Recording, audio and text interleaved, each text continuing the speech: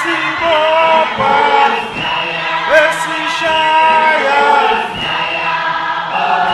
athi umshini wami umshini wami umshini wami umshini wami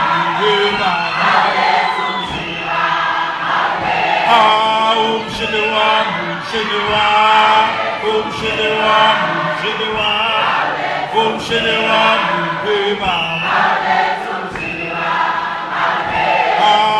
umshini wami umshini wami umshini wami umshini wami mama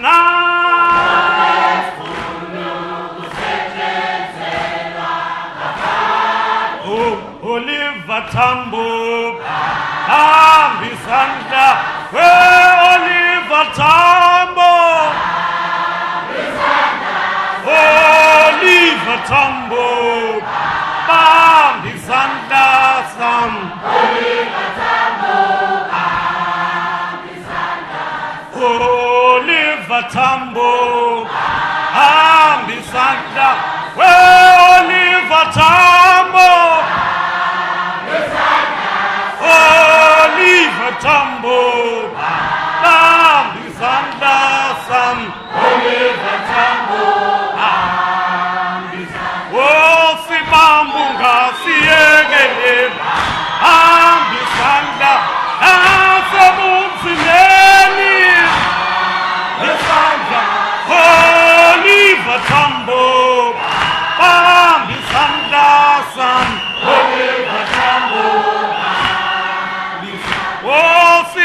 Mpunga siyekele hambisanda nasebunzimeni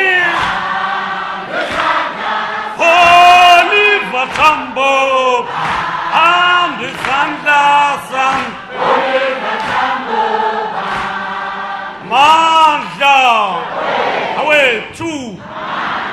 Long live the undying spirit of Comrade Musa Dagh. Long live. Long live the undying spirit of Comrade Vusimzimela. Long live.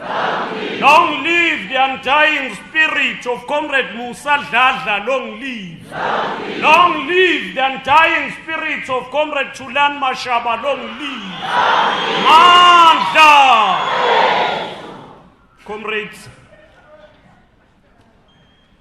sibingelele kumphathi wohlelo ongisekela sihlalo wale region Comrade Mdumhlongo. Sibingelele kwilunga le-National Executive Committee elinathi namuhla Comrade Nkosazana Dlamini-Zuma. Sibingelele kwi-provincial leadership Comrade Bheki Mtolo no Comrade Ukhulani Hadebe. Bingelele former chair we ANC Youth League Comrade Utami Ngubane. Siyabingelela kubuholi obukhona be-region be-ANC buholo Comrade uNonhle Mkhulisi. Bingelele kubuholi be-ANC Women's League holwa usihlalo Comrade Silondile. Manje angazi noma uSilondile ngikholwa ukuthi u-deputy mayor. Angazi noma ngiright. Manje ngiyabona umeya akhohlwe igama lika-deputy mayor. Azakhunjuzwa umuntu wasendwedwe. Ziyenzeka-ke into enje. Ngiyafisa ukubingelela usihlalo ne-leadership ye-ANC Youth League uComrade Upiwe Mhlongo. Sibingelele usihlalo ne-leadership ye-MKMVA. Sibingelele. Manje angiyazi le MK noma nisa recruit. Ngibona ngathi sen recruit uMadli inyoka. Sithi nisa recruit. Ngiyafisa ukubingelela wonke ama-comrade ala from ama-branches e-ANC. Ama-RC zonke. Manje unento eshiwo uComrade uNonhle la. Abona wonke umuntu eyishayela ihlombe. Ase ngibona kodwa abambalwa nje la bengayishayeli ihlombe. uComrade uNonhle uthi uComrade uNonhle la definitely ama-branch ayosimela kwi-conference a-101. 2 lama-branch iwona-ke lawala iwona-ke yakwi-national conference. Manje labafowethu laba abahleli la abasithathelayo babike elizwe. Ngibone bexakeka manje 101 sizothini uNkulunkulu wami.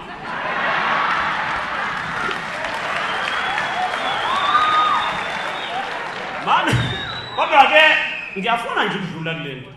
Ngibonile statement esikhishwe SABC so namuhla ekuseni sixolisa kumama Nkosazana.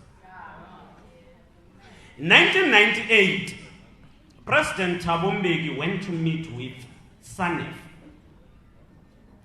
I remember vividly what he said. I can quote without referring to any document.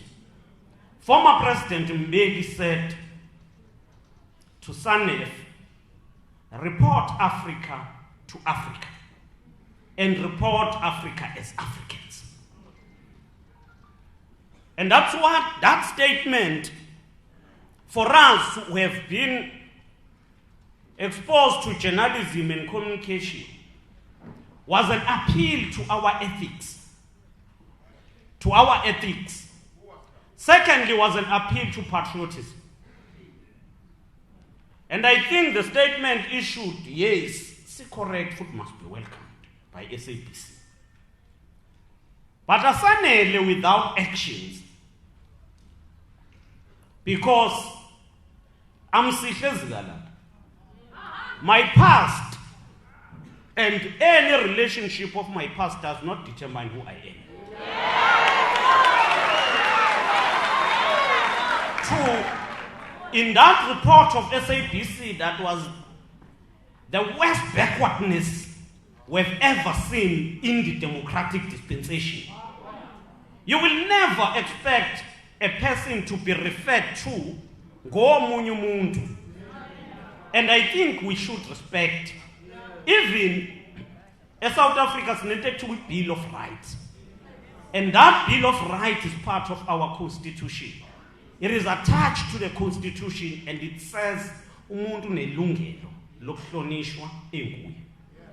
It was the worst statement that I believe in any future going forward. So avoid when in danger. Kodwa ngikusho lokho ngibonga ukubaxolisile. Kodwa futhi nginethemba lokuthi uxolisa akusona nje statement. Kodwa there must be actions in that, because editorial responsibilities also pose a task that we must preserve integrity at all times. Bengidlula ke kuloko. Ngicela ukukhuluma ngeinto ezimbili nezinye izoba in between. The first is, who are we and why? The second, who is not with us and why? Comrades, what the ANC, we stand for the creation of a non-racial, non-sexist, democratic, united and prosperous society. It is a non-racial, non-sexist, united, democratic, united. It cannot be a united without being a democratic. Unity builds to democracy, builds to unity. It cannot be prosperous ingenayo unity, ingenayo democracy.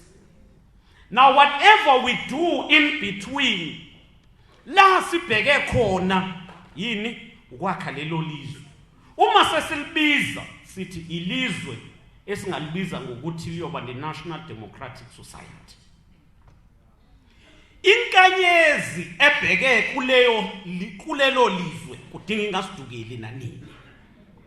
Ibe umkhombandlela kuthini ukuthi siyaphi. Bakhona futhi abangekho nathi. Kwabangekho nathi bakuma categories awu-2. Abokuqala ama-opposition. Abesibili i-counter revolution. I-opposition ne-counter revolution akuyona into ehlala iyodwa ifana. I-opposition might be IFP, might be NFP, might be EFF, UDM, and all of those. A counter-revolution are those who want to take over the power and reverse the gains of democracy we've attained from 1994. They are clearly represented by the Democratic Alliance and some segment in the media. These are the main component of the counter-revolutionary agenda we have. The DA on its own represents them as an organization, but it does not control itself. It is controlled by the liberals who own means of productions, the capitalists in South Africa and outside South Africa. That's why the problems of the DA are easily resolved not by themselves, but by someone seated there, behind the scene. Okwazi ukuthi uma uHelen Zille noMusa Maimane bengazwene, athazini ukuthi wena uzobehave kanje, wena uzobehave kanje, nizozwana ke, nithanda ningathanda. So they don't control themselves. Now these are people who at all material time are working hard to liquidate the ANC. In between you've got opposition, izoyela le na le, iyelele nale abanye badideke bazibanika i-counter revolution amandla badideke. That's why you have Nelson Mandela ingaphethwe i-ANC, you've got Johannesburg ingaphethwe i-ANC neTshwane, because of abantu abadidekile bedidwa nje bonake ukuthi hey abamfuni usibanibani kwi-ANC. So I thought I should deal with these two things. Zibaluleke kakhulu ukuthini ukuze sizazi, ngoba thina dinga sikwazi ukuyidefine ngento esiyimele emzabalazweni, singayidefine ngesikhathi esikuso. There is a long-term agenda, the ultimate objectives of the National Democratic Revolution. Ngizobuye ngisho ukuthi why ngiqalile, kodwa ngoba ngifuni ukwanda angenzeke ngikhulume nje ngeinto ezimbili ezintathu mase ngihlala phansi. Eyokuqala into engizoyichaza i-conference ye-ANC ne-judgment. Eyesibili ngizophinda njengoba ngenzile izolo, ngizama ukuphendula umbuzo obuzwe unobhala jikelele kaKhongolose Comrade Ugwede Mantashe iqwathe elikhulu. Ubuze ngeTwitter, ngizozama ukuphendula nje those two questions ngingabi mde kakhulu, sengakujwayela ukukhuluma ngiziqoqe ngingabi mude. Oqala comrades, we had a conference ngoNovember 2015. Emva kwalokho kwaphela isikhathi kwase kuba nama-comrade asisenkantolo. I think these comrades, they lodged their appeal sometime 4 days before elections. Now if they lodge this appeal, this application, not appeal, application, they raise a number of issues. Lwaseliyoxoxwa ke lo daba ngoba ngizama ukusummarize story eside. Lwaqoqwa. Yini exoxwayo? Inkantolo ithi nanka amaphuzu kangempela. Misi wabala. Iphuzu lokuqala kuthiwa i-conference yahlala ngokwe constitution ye-ANC umihlala kwadinga kube nani no 1/3 wama-branch ocela i-conference. So kuthiwa ke kwaku-wrong ukuthi ihlale Okwesibili kuthiwa i-conference lisihleli imphumela bathi ayihambanga kahle novoto. Okwesithathu i-ANC PEC miphendula yaze nayibuza into yokuqala ukuthi one, ngakube labantu ebebefaka leli cala bebehlalelini isikhathi esingaka. Two, yasithi ANC ngakube imember nje ye-ANC inayo ne-right yokumane isuke nje ngoba i-ANC nama-structures ifake icala ngaphandle kwama-structures. So nazi-ke lezi zinto eziwu-4 ebeyixoxwa enkantolo. Ngiqale ngala ku-1, angiqale ku-4 ke manje ngibuyeke ukuze iphenduleke kahle. Inkantolo nisiyaqala ibheka lolu lokuqala udaba ithi 1, ama-members e-ANC yeba belonga kuma-structures, kodwa they are associated ne-ANC individually, and therefore they can appeal, they can lodge an application. Yabavuna ke lokho sathi fine. Yabuya inkantolo yathi okwesibili, siyayizwa le ndaba yokuthi nithi isikhathi sibe side. I-argument yethu kule matter ithi yabona nama-national conferences ahlala once in 5 years, including the Youth League ehlala once in 4 years if I'm not mistaken. Ngithemba kunjalo ngoba le angezwa ishintshe constitution le Youth League yayidlule yakuyashintsha i-constitution without a conference. Hayi yomtolo. Une-conference ye-Women's League ehlala once in 5 years. Now, if you will have that situation, the concern of the ANC is that you will have a conference manje kudlule 3 years umuntu ayofaka icala ngeconference eyahlala in 3 years time. But inkantolo yathi iyafuna ukubalalela noma kunjalo. Sathi fine. Okwesithathu yathi inkantolo lolu daba loma irregularities ukuthi kwaba nokuvota kwangahamba kahle and therefore imphumela ayikho correct, it does not reflect the voting and the democratic will. Yathi ayivumi. Abukho ubufakazi obumaterial obulethwe kuyo obuveza a material impact, and therefore imphumela ye-conference angeke bona beyinkantolo beyiphikise. Okwesithathu ke lokho. Okwesine inkantolo yasithi bona yona kufanele ukuthi ANC ifuna ukubiza i-conference ibize ngokuthi kucelwe ama-branch at least 1/3. Yasithi ke ngaleso sizathu kuphela the conference was unlawful and its decisions. Manje uma le nkantolo isisho lokhu kuba sengazathi omntola babefuna i-conference no Comrade Khulana. I-conference ayibizwanga uComrade Umtolo no Khulana. I-conference yabizwa ile ya PEC eyayikhona yayino Comrade ake ngiqale ezantsi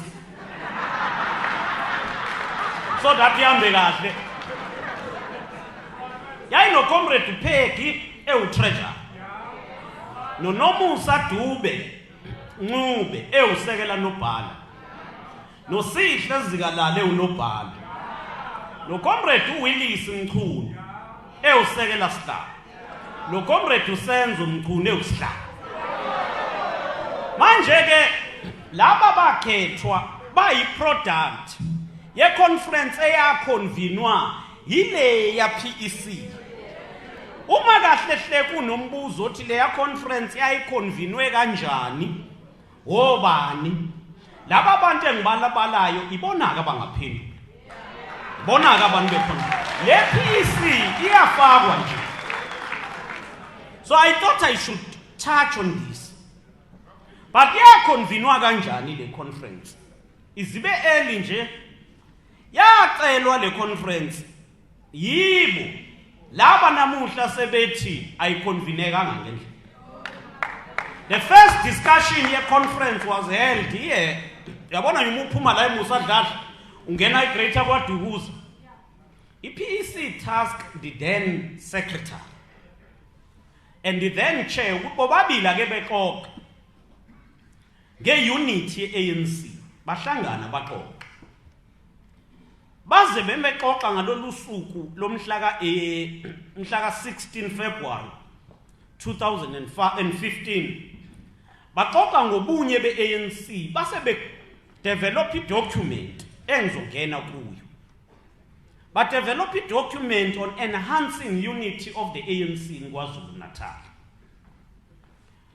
Kodwa ekugcineni uma umhlangano usuphela usihlalo ngaleso sikhathi wase-raise umbono ukuthi kuna into ethi i-conference ye-province kudinga kahle hle ibe ngoMeyi wonyaka olandelayo, kanti nokhetho le-local government kumele libe lapho koMeyi 18. Remember that ukhetho lwadlulile lwe-local government lalukade lungoMeyi. Wasathi yena njengosihlalo we-ANC ubona kukuhle ukuthi siyixoxe indaba mase kuba nombono othi asiyibuyisi i-conference ibe early. So umbono we-conference wageneratewa lapho ke. An early conference was generated there. Uma sesixoxa le ndaba saya kwi-PEC sayithatha sobabili sayibeka uma nje ibeka mina ngiyiphikisanga athi ngiyayizwa le matter futhi ayinankinga, sayiyisa kuma-officials, sayisusa kuma-officials sayifaka kwi-PWC PWC was uncomfortable a bit. But my officials asevumelene. Kwasekudlula imetha injalo why recommendation ngo-March kwi-PEC. Kwase kuba nani decision yokuthi akube ne-conference. Sathi masiya kuNdlunkulu ama-officials ama-officials ayefike wona la. Athi ama-officials no ngeke nikwazi ukuba ne-conference. Ake nisebenze ubunye kakhulu. Sawachazela ukuthi siyayisebenza leyo metha. Sine-document. Sabatshena le document sizoyithatha sambe region ne-region. Athi ama-officials ayisiyezwe hambani ke ama-regions. Mase niqedile siyobuya ke sihlangane nani sibheke ukuthi siyayani kwinkomfa noma cha. Saqala sahamba ama-regions. Seza nala iMusa Dagh sasila manje uma samba ama-regions wonke awu-11 safike okokuqala sisho ukuthi sinayo inkinga ye-unit. Okwesibili bese sisho ukuthi sesizihlanganisile izinto ezikhanda ukuthi bungabibikho ubunye. Mese usihlalo azibeke nje. Mesethi unobhala waleso sikhathi kuyo wayibhala idocument yaxoxwa ya-adoptwa yi-PEC. Mesethi akayipresent. Kuleya document kunento esasiyibala eyokuqala ethi kwi-conference ye-ANC ka-2012 which on its own was an early conference eyayisemalahleni zikhona izinto ezaziveza ukusuppresswa kwembono ngangokuthi amanye ama-comrade ayethu metha yakhuluma kuthiwe i-region yakho ayikuvumanga lokho. Irreduce i-conference ama-delegate as a representatives of federal regions. Kanti i-delegate uma lifika nje kwinkomfa liba yi-delegate. So that was the first point. The second point was that post or going to PGC, the PGC that elected Comrade, that replaced a vacancy ka Comrade TG Uzweli Mkhize. There was a concern about TG as the outgoing chair and the then secretary were more involved and there was that concern. Serious document. Mase sithi kule document futhi wesiraise ukuthi i-conference i-PGC was contested. But PGC i-outcome presentwa, people who were contested, especially the one who was not elected, pledge unity and work for unity of the ANC. That one was Comrade Willis. That's the document adopted by the PEC. In that document was saying there was a missed opportunity. Ngoba yathi mivalwa leya PGC, all regional chairpersons, no secretaries requested to meet with ama-officials angaleso sikhathi. Labo regional chairpersons and secretaries were led by uComrade Amon Zondi no Comrade Tulan Mashaba. Then they met ama-officials. When they met ama-officials, lama comrade athi ma-officials, comrades, kube ne-contest kule PGC. Kodwa before u-2012, le PGC bengilokho ngithi yayingo-2012, no, ngathi yayi-2013. Athi ama-comrade, kodwa we have been united as KwaZulu-Natal. Now, sizothi kunina ama-officials e-province, le contest ye-PGC ayingasho i-division. Siyacela uxoxa nani. Bayiraise lento kwase kuthiwa ayisiyezwe, siyobuye sinibone. La ngabuya ke libakhona ithuba lokubabona. And from that PGC, an effort pledged by regions of uniting the ANC in KwaZulu-Natal was missed. And that's what we said in that document, which we presented here in Musa Dagh, in regions. After that, ziningi izinto ezenzekile sibala ke kuleyo document. Eyokuqala, it's a lack of mistrust among officials and the fact that some officials and some PEC members would not own up the decisions of the ANC PEC and want to apportion those decisions as if they are decisions of the Secretariat rather than the decisions of the organization. That's what we said in that discussion document. We also said in that discussion document, any interprevele post the PGC is a situation where some PEC member, because they delivered the outcome of the PGC, they thought and expected that they would be rewarded, which is against the culture of the ANC. The culture of the ANC is that you support a leader. But once a leader is elected, you don't want any reward. And that is documented, which we said as the ANC, happened after the PGC. Many comrades wanted to be rewarded after that PGC. And that affected the unity of the PEC at that time. We also raised an issue about comrades using government programs to influence the ANC structures in a form of izimbizo and other programs. Now these are issues. We also raised an issue that at some point the PEC usurp powers of regions. Yes, they only be PEC, be region, PEC. That's what we said in that document. Lai Musa Dagh saat masi ibeka leyo ndaba. Wasethiwa ya naze nabeka ikhawunda commission. Sathi ya sayibeka. But ngaphekwe ikhawunda commission, yayikwa commission itimiza nama recommendations siwa review thina. Ibibekwe yithi futhi commission. So these were tendencies ezintsha.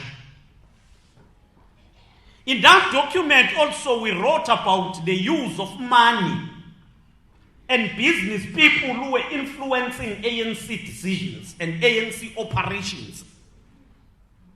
In that discussion document, we also raised a challenge of regions where the membership will be manipulated and all of the issues. We also raised the challenge of comrades killing each other in KwaZulu-Natal. Now these are issues as we document. Khumbula kahle Masila, sathi masiyibeka la kwasekuthiwa engathi bengabuya le document niyibeke sub-region per sub-region. Yayibekwa yimina noComrade Macingwane usenze. Uma sesiqedile, I can tell you ukuthi ama-officials amaningi ayekhona, ayeba khona nje. Amanye, ama-region will tell you ukuthi, ayi, umuthi kwakho ama-officials kwakusihlalo nonobhala. Sathi masiyibeke baqulusini, wathi ukuma uComrade uStokfela, wathi kumina, ayi uyayizwa le document, yabona le? Engathi ayibizwe le conference status quo maintain wesinje. Sathi So we went around this issue of a conference, especially the then chair and the then secretary. So uma siyibeka amabhida, ngathi niyayibeka lento ngathi senamawele, hamba nobabili kuyo. So ngiyafuna ukuthi ichaze lento. Uma sesiyibekile, sase siya kuma officials, sase national officials, hayi umsebenzi wenzile sibona ukuthi asibize iconference. Having started ngomhla 16 udaba lwe-conference, yabizwa i-conference. So the conference was held on those bases. There are two conferences in KwaZulu-Natal that have been highly contested in KwaZulu. Koni conference layer 2015. That conference was contested seriously. Koni conference okwa contestwa kuyo, can't remember noma yayise UKZN noma yayise Natal Tech ye province. La uComrade Makaye kwathi mase kuphuma iphumo wayihamba ephethe ibhodlela lamanzi phambili giya na. Yayinzima ke futhi leyo conference ngokucontestana nje ukuthi imbone ihlukene. Leyo conference la abantu ababe contest ukunobhala abaqale bathola khona ama figures ayilingana. 3 anganoma ku 2 3 6 bobabili kwazi kwabuye kwavotelwa ke nje sekuvotwa kwiposition kanobhala. I'm raising all of these things to say we must not stretch ourselves uma kuza ama conference. Uzubone ngathi conference ingawe or iwuwe. That's not right. Kuze bekhona abantu mabe uyabona ke manje ungcono no 2015 manje khona ama comrade campaigner all over. Abanye baze benze imistake yokuthi in their campaign ba criticize ANC. Kanti uma ufuna ukukhethwa kuvulelekile ukuthi khuluma nje ngokuthi wena uzokwenzani. Musu ufuna ukcriticize iANC.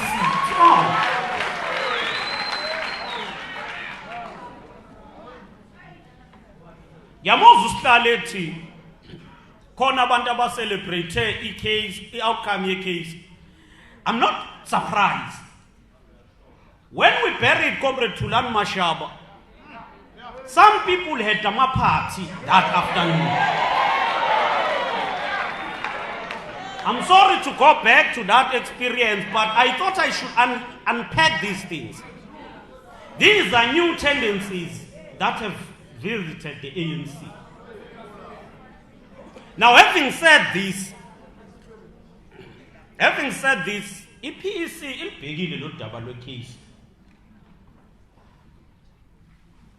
Yakunaka nakho ukuthi isikhuluma ngecala elingabi le conference engabizwanga yibo. Kodwa basebethi look, we will stick on the ANC principles. We'll be guided by the ANC National Executive Committee. Yathi PEC 1 siyafuna ukuthi le methi aphilwe but azoyi aphila sisodwa ngaphandle kokuthola i-concurrency ye-national. Yasithi izinto esibone ngathi dinga ukuaphilwa eyokuqala ilento yokuthi i-structure se-ANC can convene a conference without the one dead.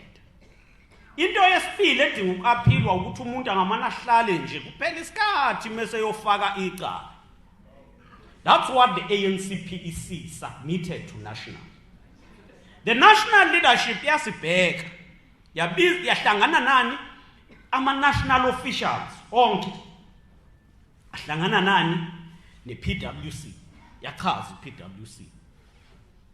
Ama-national officials aseyise report kwi-National Executive Committee. I-National Executive Committee ngiyayizwa ukuthi engathi kube ne-ambiguity. Sikhulumile kodwa sizwakalanga kahle ukuthi sithini.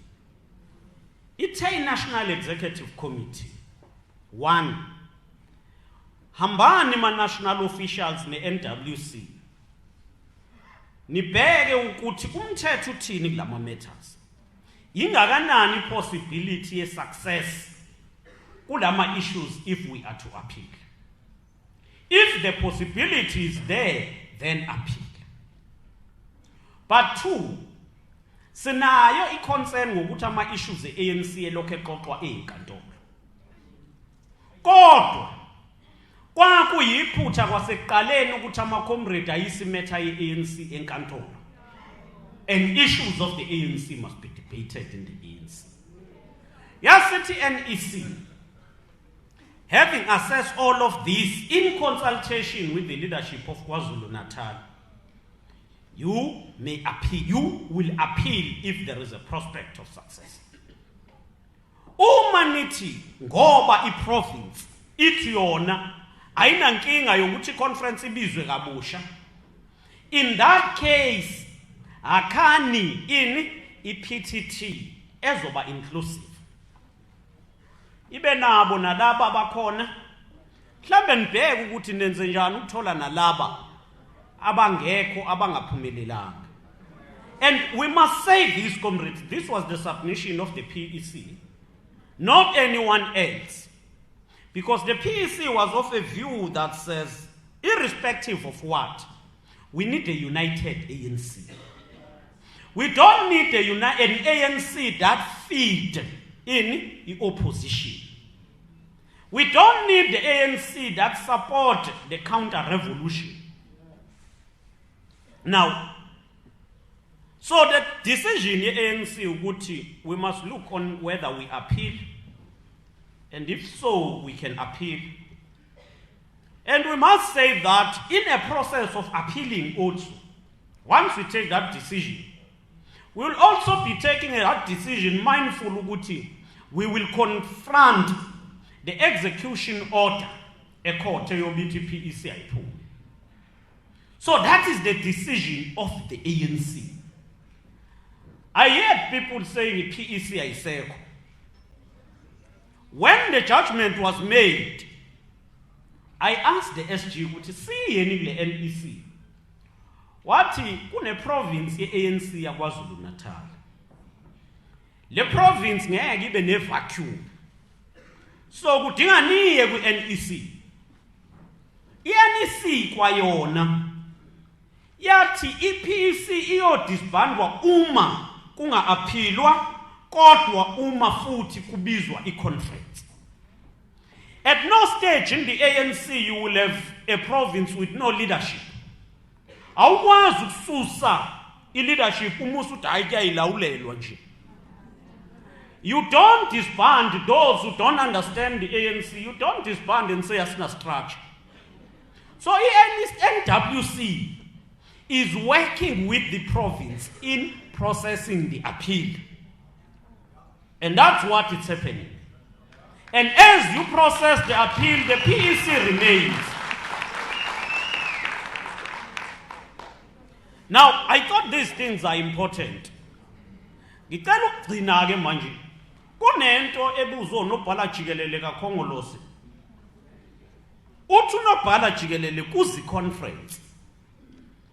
Uthi ANC ngamkhethi uDeputy President as the President kumele ichaze izathu. Manje sengithi ke lo daba lubikwe umuntu omkhulu. Kodwa ngiyenze into engayenzanga izolo. How has the ANC defined the Secretary General before? The ANC has always defined the Secretary General as a head of the machinery of the ANC. We are not ones who can the organization iphile. Ama structures ahlale asebenze. But the Secretary General also is like the sea. Yonke imfule khona ingenela olwandle. So Secretary General we-ANC kumele ngabikho umuntu onqena ukuyocomplaina noma ukuyokhala kuye. He must be accessible and listen to all members of the ANC. I've said before, Comrade Ukhalima was not a SG siye Pulukwane. Ngaba sibanga naleya conference. Because wayekwazi ukulalela. Futhi umekulalela Ukhalima wayengakuphendula usabeka igama lokuqala. Wayekunika nje isikhathi. Even ezokuphikisa. Athi khuluwa inzima le ndaba. Uze wena uyitshela ukuthi hayi Ukhalima uvumelana nami la. Uyonela uqede umase kutshena ukuthi iANC ke ibuka kanjani le matter oyisho. Uma ubuze unamandla ukuqishelela uphume eofisini e6th floor une clarity wehlile umoya wayijwayeleke kumina ukuthi hayi inzima lento kodwa yabo Comrade Sihlu ibambe ngomoral wegagasi so akwehlisa umoya. You can't be a Secretary General of the ANC and behave as everything is loose and it's just hell. Any comrades who have grown in structures of the ANC will appreciate SG. No munobhala at any level must be like umfula la wonke ulwandle la imfula ingenela khona. Irrespective ukuthi any member ithini enye ithini unobhala we-ANC must be able to bring our members together of the ANC. Elinye ishwa esibe nalo especially Comrade Piwe ngifuna ukurefer kunina ukuthi sithi sine what Peter will call a defined body of opinion which also prepare leaders from the ANC for the ANC. Mese siba prepareile labo baholi singababeki eindaweni ezistrategic. We've got tempted to land olobhala from outside structures of the ANC, which at some point come with the cost of not knowing the ANC structures. Asebenza kanjani. There is no SG with ANC. You cannot have unobhala with mass democratic movement. Even umbono one-sided where our members are nembono ehlukahlukene. And then so that we understand the ANC. In leadership, the ANC must ensure ukuthi ivulelekile ukulalela yonke imbono. Ngizwile ngikhuluma ngesanko. Ba right bahlangane babe isanko.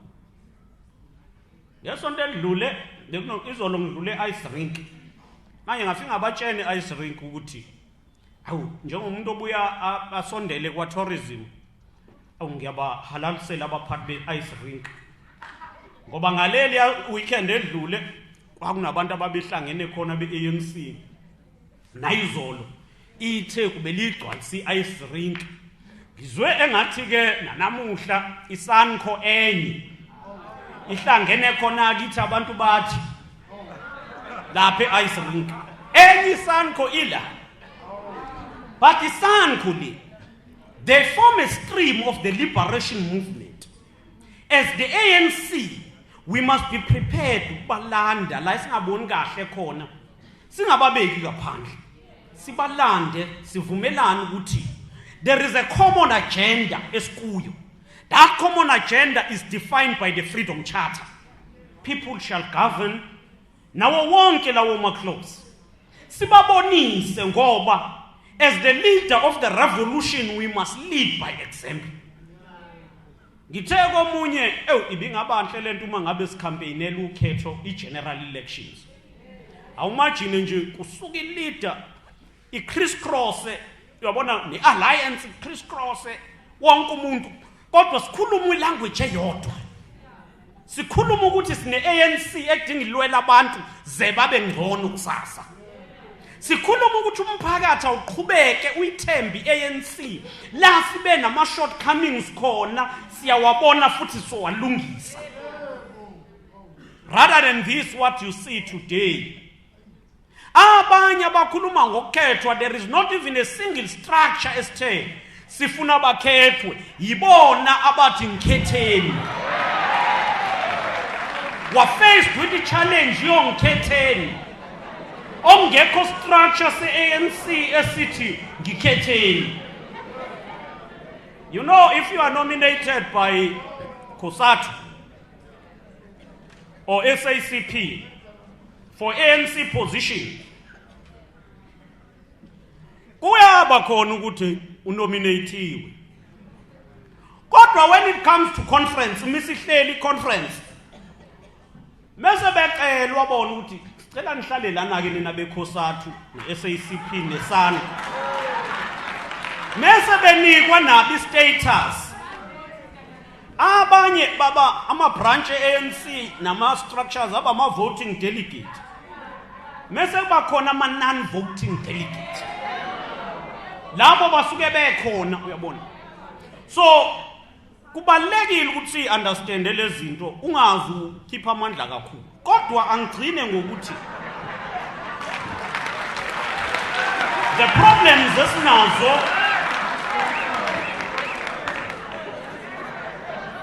ukhipha amandla.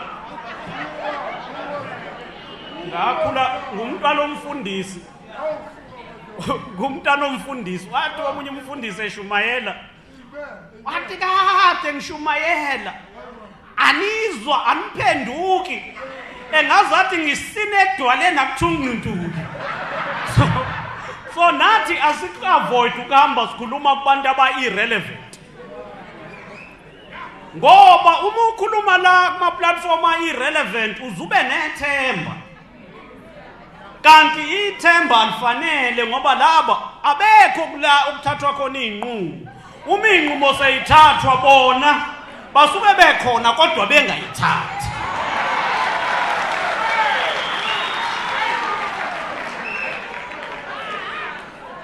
Manje u-SG uyawubeka lo mbuzo. Uma ubeka u-SG lo mbuzo uthi why u-Deputy President engeke abe u-President, ngithi awubeka umbuzo right. Lo mbuzo ubuke wabekwa ubheka icele kulezi insukwane ezidlule. Wazi wathi yena kuyi-tradition, kade wakhuluma uMagaye madoda. Uma ubeka ubheki uthi kuyi-tradition ukuthi umuntu owusekela abe usihlalo noma abe ngupresident. Ngithi awu madoda, kodwa uMagaye lento engathi uyikhumbula manje ngo-2013 kwi-PGC wayengayazi ngani le principle, umi khona le principle. Ngoba phela uma kusho ukuthi wayeyazi ubheka icele le principle ngo-2013, uDeputy ubaba uWillis Mchunu shothi uyena okwadinga bosihlalo ngokabheka icele. Asingabi selective in terms of principles.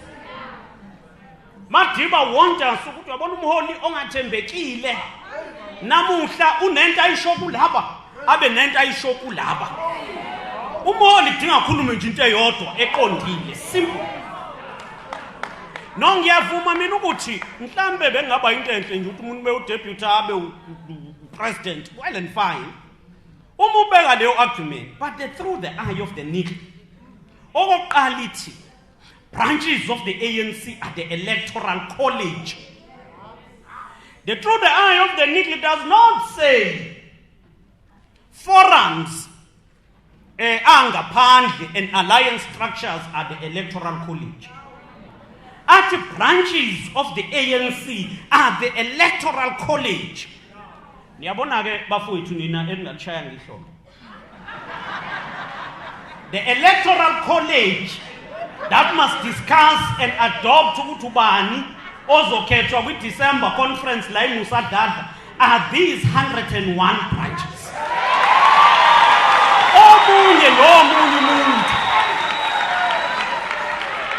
Omunye nomunye umuntu angaphelezela nje kule ngqoqo. Futhi ama-branch e-ANC ngesikhathi lo munye ephelezela omlalela mesethi hayi sesizwile, mese wona axoxe ngokwawo. They are the Electoral College of the ANC when it comes to the election. That is what through the eye of the needle says. Manje into yokuqala u-SG ayikhohlwayo ukuthi ke lo mbuzo wakhe ukuthi akumane kuthiwe phela okay. Ake ngiyibeke kahle angisale sengisho yabona khona indaba eyayivama ukuxoxwa uMacingwane uComrade Senzo bavama ukuyixoxa athi kunombutho la ukuthi uma kukhethwa khona umuntu mase kufike kuthiwe mina ngibona ubani ukhona umbono ohlukile la mase kuthiwa vatha la. Yabona ke uma ibeka leyo nto uMacingwane Comrade Senzo suke kubonisa ukuthi kwakwenzekani lapha ezama ukusi-educate ukuthi kwakwenzekani lapha emandleni Mahlenga. Yabo lapha emandleni Mahlenga kulabantu abanomuntu oyedwa nje obaholayo abakaze bashintshe. Manje ke kwa-ANC mandla kwa-ANC kunedemocracy. Kunedemocracy intando yeningi ethi kuyakhethwa nje kuvuleleke akumane kuthiwe ubani unjani. So there shall be a debate about who must lead the ANC. La KwaZulu Natal siyixoxile into yobuholi. Sathi sayixoxa uComrade Musa, president we-Women's League, wathi mina ucela ukungibona. Ngayitshena ngamtshela nobhala ukuthi kunenkinga la president we-Women's League ufuna ukungibona. Ngizombona. Sabonana. Ngala siyayixoxa le ndaba. Athi uComrade Musa kuthina. No, oqala bona be-Women's League. They've got a responsibility to champion the women's interest. 2, they are noting ukuthi ANC kwayithatha iminyaka ukuthi ivume nje ukuthi abantu besifazane bajoyine. Athi 3, nangaphakathi kwi-ANC the challenge of patriarchy yongalingani isahlala vele. Athi one of the decisions they've taken ukuthi ANC ikilidwe umuntu wesifazane ze sonke sifunda ukulingana nangaphakathi kwi-ANC. Umeyibeka lezinto eziwu4 zakhe ne-Women's League ngimtshene uthi look ngiyazizwa siyayinotha lezi zinto sizobuya bese siyixoxa njenge-province. Masiyixoxa sayiqala kahle sangajaha sadevelop i-discussion document sabiza ama-branches e-ANC sayithula e-exhibition center eThekwini. Sabeka i-document sangabeka amagama sayichaza sasesithi ayihambe iyoxoxwa ama-structures e-ANC ayixoxa. Into la KwaZulu Natal kwi-ANC esivumelana ngayo ukuthi deriving our understanding from through the eye of the needle ethi abaholi kuyomele babe equal to the task of that time. Understanding that, what are the tasks of the time now? And isikwenza lokho sazi ukuthi conference yini. Abanye abantu bathi nokhetho ngoDisemba. Alukho ukhetho kwi-ANC ngoDisemba. Kune conference. I-task ye-conference into ezintathu. Eyokuqala ubuyekeza ama-policies. Yingakho besinani ne-policy conference.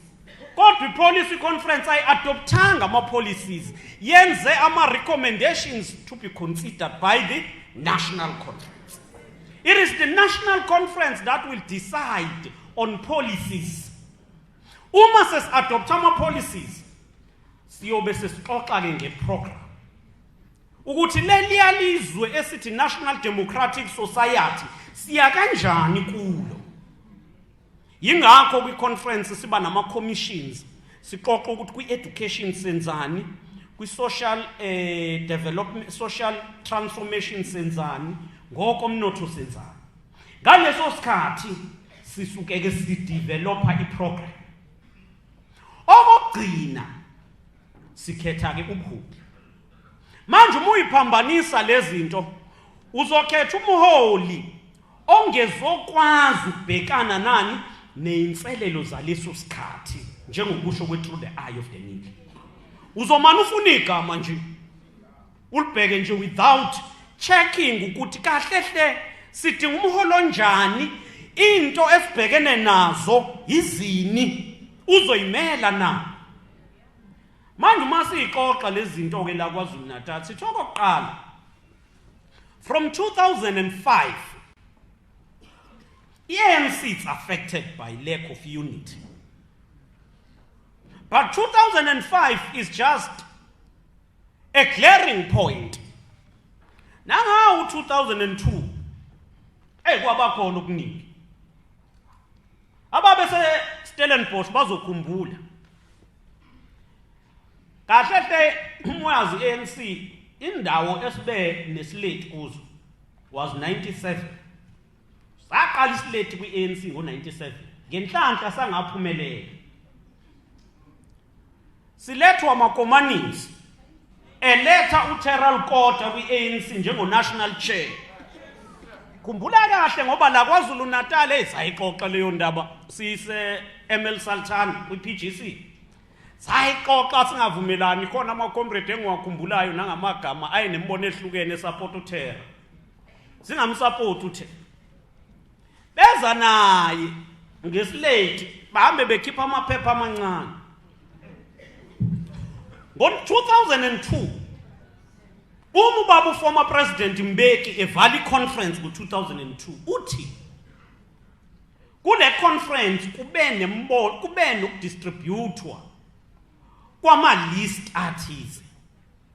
Athi ubaba Mbeki former president Comrade Mbeki uthi uma lama-list edistributwa kuvele ngazathi amele iparty kwi-conference ye-ANC. Anama-comrade kuphela azibiza ngani nge-left in the ANC.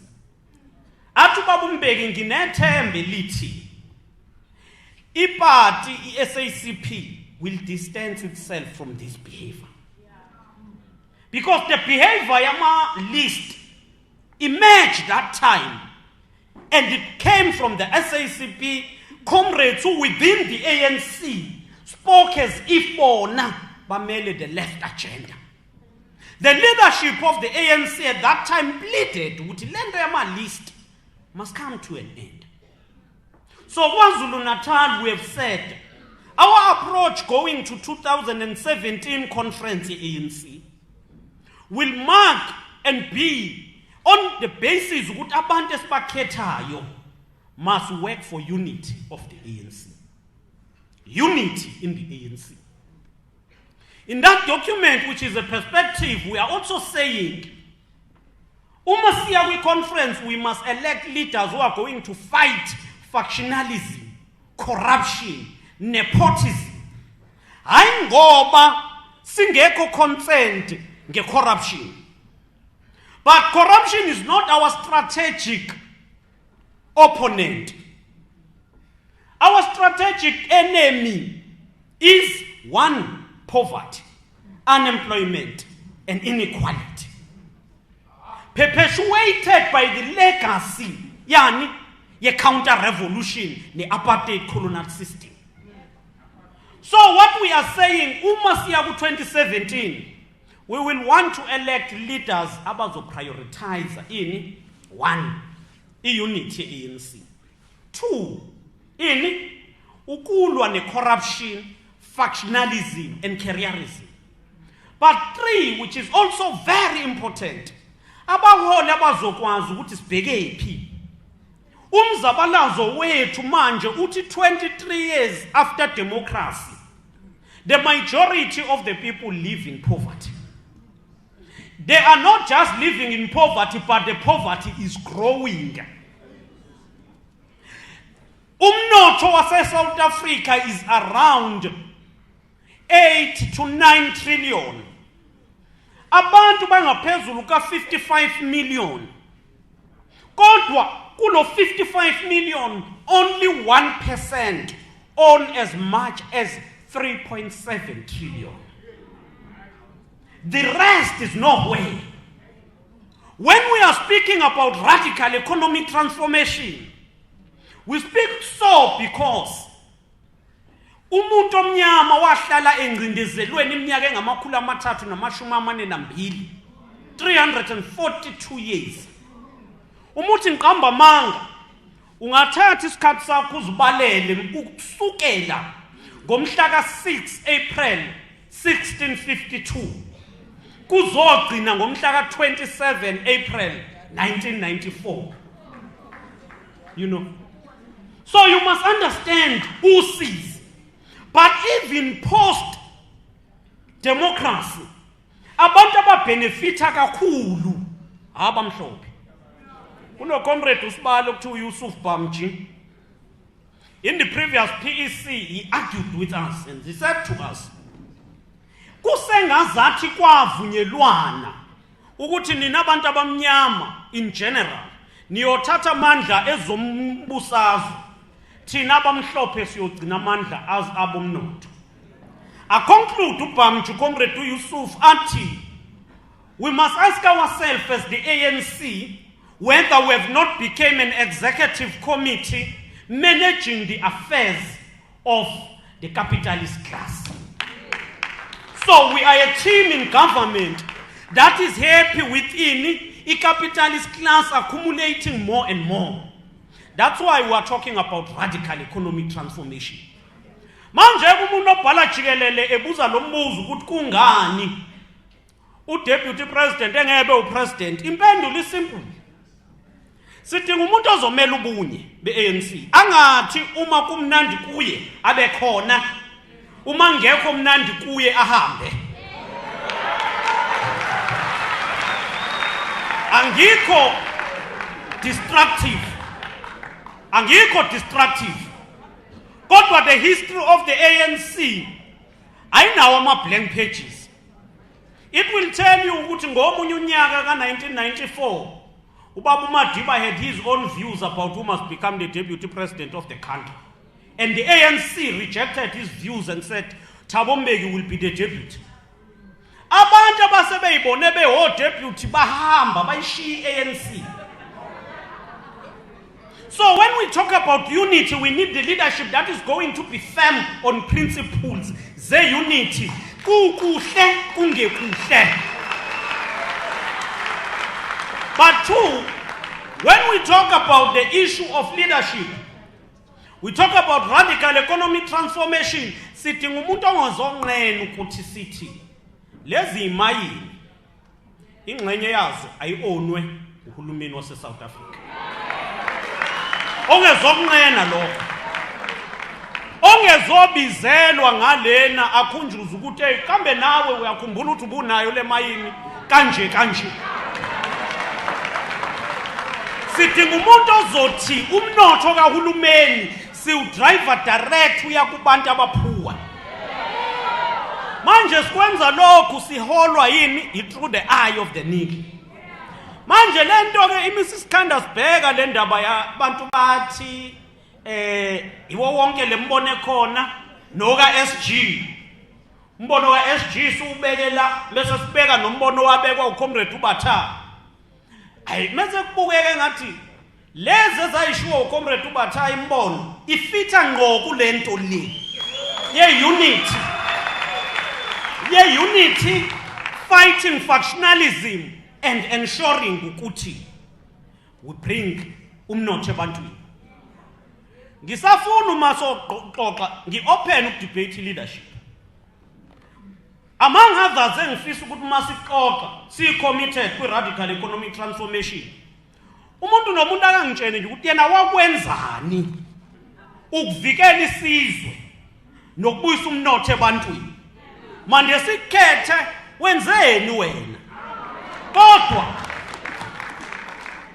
yabona nje la KwaZulu Natal uma ungathi senzeni under Comrade Willis Mkhulu kwi-cabinet ngingakutshela ukuthi sithi manje sathatha i-decision ethi isinkwa, i-uniform, i-construction material, i-products ze-agriculture, i-furniture ema-ofisini kahulumeni.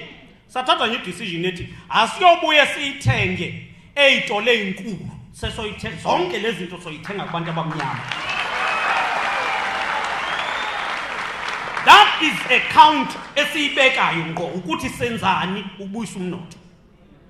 Uma ngithatha nje lama views ayebekwa uGwede SG ayebekwa uComrade uBatha. Okay, uComrade SG uthi asichazi ukuthi ngani singeke samkhetha uCyril sizokhetha uComrade Nkosazana. Impendulo isinkulu ukuthi on top of her being firm and engakazi abe aphile nje ukuthi useyifaction ke uyolandela umuntu. Always emphasize unity.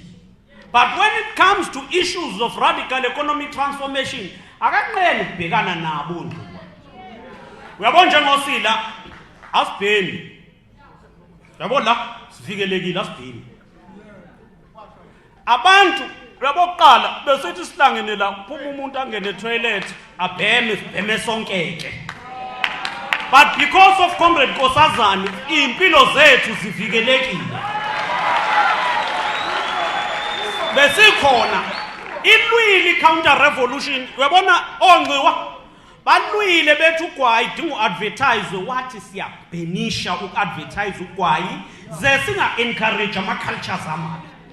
We need those leaders ke aba principled abaziyo ukuthi impilo yomuntu iyavikelwa kodwa futhi abaziyo ukuthi asiyodonswa ngamakhala hongqiwa nkulu uma befuna ukuthi silandele bona uma befuna ukuthi silandele bona. If you want us to discuss leadership, these are issues esukela kuwo ke kwi leadership. So I thought I should say these things. Okugcina uma abantu be campaign, let them not campaign as if they are in opposition with ANC. Khona abantu esebe campaign ngathi by opposition, and we must be mindful of breakaways. You can't stand up and say ANC is corrupt, ANC corruption awibuzi, we are inuka like a burst pipe. No, that's wrong. Let's discuss issues uma kune corruption asiyibheke ngqo sidile nayo. But let's not campaign as if the ANC is a problem. Asitile nawo wonke ama issues ka ANC. Uma si campaign, uyabona umxoxi leadership. Mina mangixoxi leadership, I told myself sisafundiswa kwa uClick ukuthi uma uxoxi leadership ungakhulumi into ongeke ukwazi ukuyimela ngomuntu. Uyabona uma ukhuluma i-leadership kungena umuntu okhuluma ngaye ngisho ukuthi uthi akangakhethwa ungabe usuthi mengena nje eminyango uthi hayike kwabanjalo kubeka nje uthi cha kuukuthi you must be open. And two, we must not talk in leadership as if uma wena ungakhethwanga sekudinga kube ne breakaway kwi ANC. We need an inclusive leadership. We need a united ANC. Abantu abasebenza kakhulu ukuthi ANC ife i-counter revolution. Thina ama-members ANC asingayilekeleli i-counter revolution. I-counter revolution ifuna ukuthi sihlale weak. I thought I should clarify lezi zinto ezimbalwa kakhulu namuhla ngingakhulumi isikhathi eside. Mandla! Comrades, asidedele i-leadership kazwelonke ikhulume nathi. But ngiyafuna nje ukusho ukuthi the comrade who's going to speak to us akafikanga ngama-80s kwimbutho. Yabona omtolo nathi ngoba kuma-80s sasila ko 15 years ngo-88 mina. Ithuba loke exile lalingekho ngoba shuthi yayothi ANC buyele ekhaya ngo-90 ngiye exile. Kodwa khona into engaphenduleki ukuthi abanye babephi abanye behamba bedela lelizwe. I thought nje angidlule kulokho. Comrade Nkosazana comes from the student movement. She served as the student leader ngesikhathi esinzima. She went to exile kungekho lula. She studied. Manje one comrade izolo uthi abantu abazi banja. Ufika ubanike leader but hayi lo akafundile. Umusu uthi okay ngoba nisho njalo ke asilanda udokotela ke manje. Manje umusu uyabezwa futhi bekhulumela phansi. Even esesemzabalazweni wayazi ukuthi kumele ayidevelop. But she played a role as a cadre, a guerrilla of umkhonto wesizwe, and came back. And when the ANC was unbanned, she was instrumental in the establishment of the ANC structures, even in areas la kwangangeneki khona. She was there. She led the ANC in KwaZulu-Natal and national. She even represented this country kwi-continent. Uma eya kwi-continent, i-ANC yamkhiphe listini kudinga abuyele eParliament. She was on top, among those who were top on the list ye-ANC. That's why the ANC umebuya ithathe decision yokuthi because ama branches the ANC I am nominating ukuba elistini yathi ANC ayimbuyisele eParliament. And we must understand that she has been very principled and not supporting on the basis of supporting individuals. And I would want to make this clear. Even those of us who see her as our leader going forward, we must not do so because after that we expect favors. You must support leaders ngoba ukholelwa kwini capabilities yawo and their characters. Let us all stand up and welcome Comrade Nkosazana Dlamini-Zuma akhulume nathi. Amandla!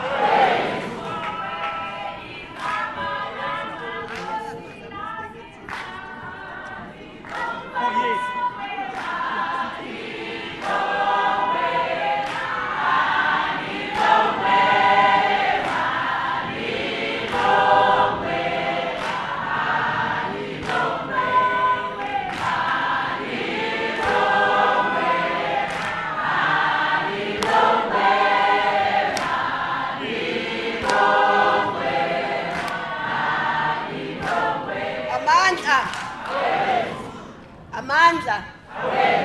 Viva ANC, viva. Viva. Viva COSATU, viva. Viva. Qina msebenzi, qina. Viva. Viva the SACP, viva. Viva. Viva SANCO, viva. Viva. Viva the Tripartite Alliance, viva. Viva. Malibongwe. Viva. Viva MKMVA, viva. Viva. Viva the Veterans League, viva. Viva. Viva the Youth League, viva. Viva. Viva the Women's League, viva. Viva. Viva Mapranja Musa Dagh, viva. Viva. Comrades, kokhulu ukuzithoba bingelele osiphethe kule province. Usihlalo wethu oqeda ukusuka la usihlezi kalala ehamba nabamphelezelayo ubhekwa lengakithi emakhaya nokhulani ngiphinde ngibingelele osokhaya ngibingelele Women's League Provincial mayikhona ne-Youth League Provincial kodwa bese ngibingelele osokhaya beholwa imbokodo uNondle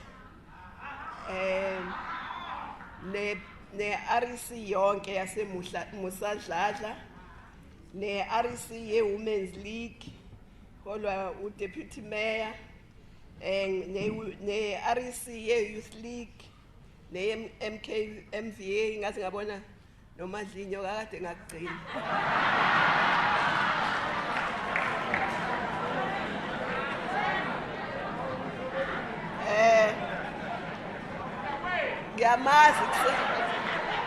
Yamazi kusenzima nala ngingakangeni kalula ngibingelele no former youth leaguer ngibingelele nje wonke umuntu kodwa ngibingelele nalaba beindaba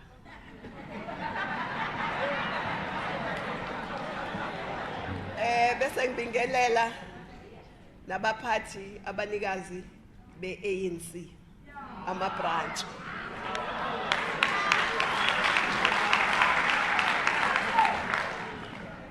comrades, I'm greeting the ladies and gentlemen of the media because they are very important. Because here we are full in this hall, but they need to tell the country what happened here. So they are very important. And ngijabulile ukuthi uComrade Sihle reminded us about that first SANEF meeting. Because at that first SANEF meeting, I was there also. My view, which I expressed at that meeting, was that the media must keep us on our toes. We must know when the media criticizes us, we must sit up and think, because they tell the truth. But if the media says anything and everything, so you don't care about it, you don't even read what they say in the end. So it's important for them, for their own trade, to tell the truth. And if they tell the truth and criticizes us, we will take it as constructive criticism. If they don't tell the truth and lie all the time, we will not listen to them.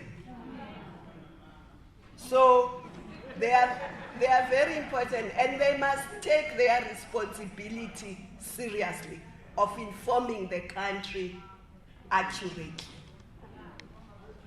You know, there are countries, for instance, Mauritius and others. Mauritius has cyclones and problems every year. And the media, because they are serious problems, there are days when they have those big cyclones where everybody has to go home, no car must be on the road, and they rely on the media to convey that information. And if the media was unreliable, people wouldn't listen. But if the media was not unreliable, they would say the cyclone is coming when it's not coming. And then people will leave work and go and sit at home and nothing happens. And when the cyclone is really coming, they will not say it. So they rely on the accuracy of the media to inform the population. The media in South Africa must learn that. We don't say they must praise us, they must just report accurately.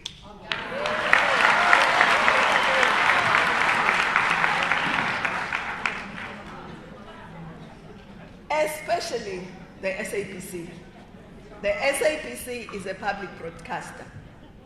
And the SABC, remember, if I'm correct, and you'll correct me if I'm not, has the channels that everybody can access. Even if you don't have DSTV, you can watch SABC. And so they have a bigger responsibility to inform accurately. I won't go into their disrespectfulness and all that. They've apologized twice within almost a month. I hope they won't have to apologize for the third time.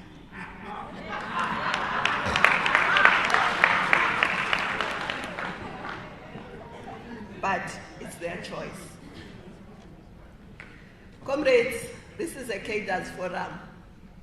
Bengidlula nje ngale kulaba abasiphathele indaba ngoba ngiyabathanda mabenza umsebenzi wabo kahle.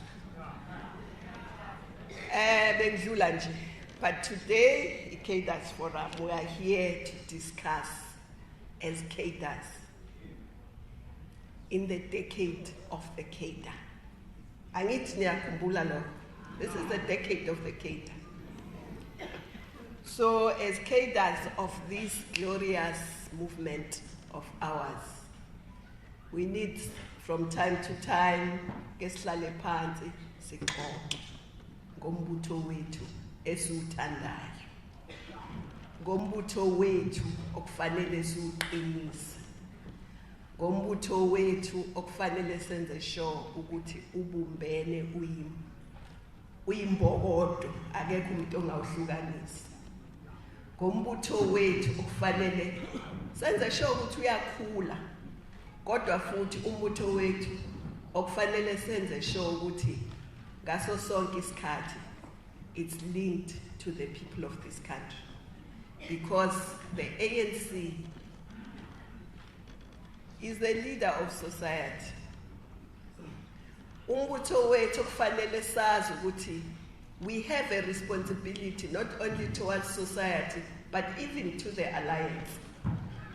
My wiki alliance, we have a responsibility to work towards strengthening it. If the alliance is divided, it's us who have the responsibility as the ANC, as the leader of the alliance, to make sure that we try and unite the alliance. Not only at the national, but wherever, at the provincial, at the regional level, we must try and keep the alliance united. It's not easy, but we must always be trying. As the ANC, this leader of society, we can't lead society if we don't speak with one voice. Which voice should society follow? If we speak in 10 voices, society will be divided because they won't know which voice to follow. So as cadres, we must be disciplined as cadres. Discipline does not mean listening to me, not agreeing with what I say, besufela phakathi njengomuntu likashaka. Discipline means in the ANC, within the structures of the ANC, we must debate issues frankly, openly, robustly. Angithi? Sixoxe nje. Kodwa sixoxe within our structures ethu. Sidebate omunye abeke umbono wakhe, omunye awubeke nabanye bawubeke, siuxoxe. La sivumelana khona. La sesithi ke manje we have agreed.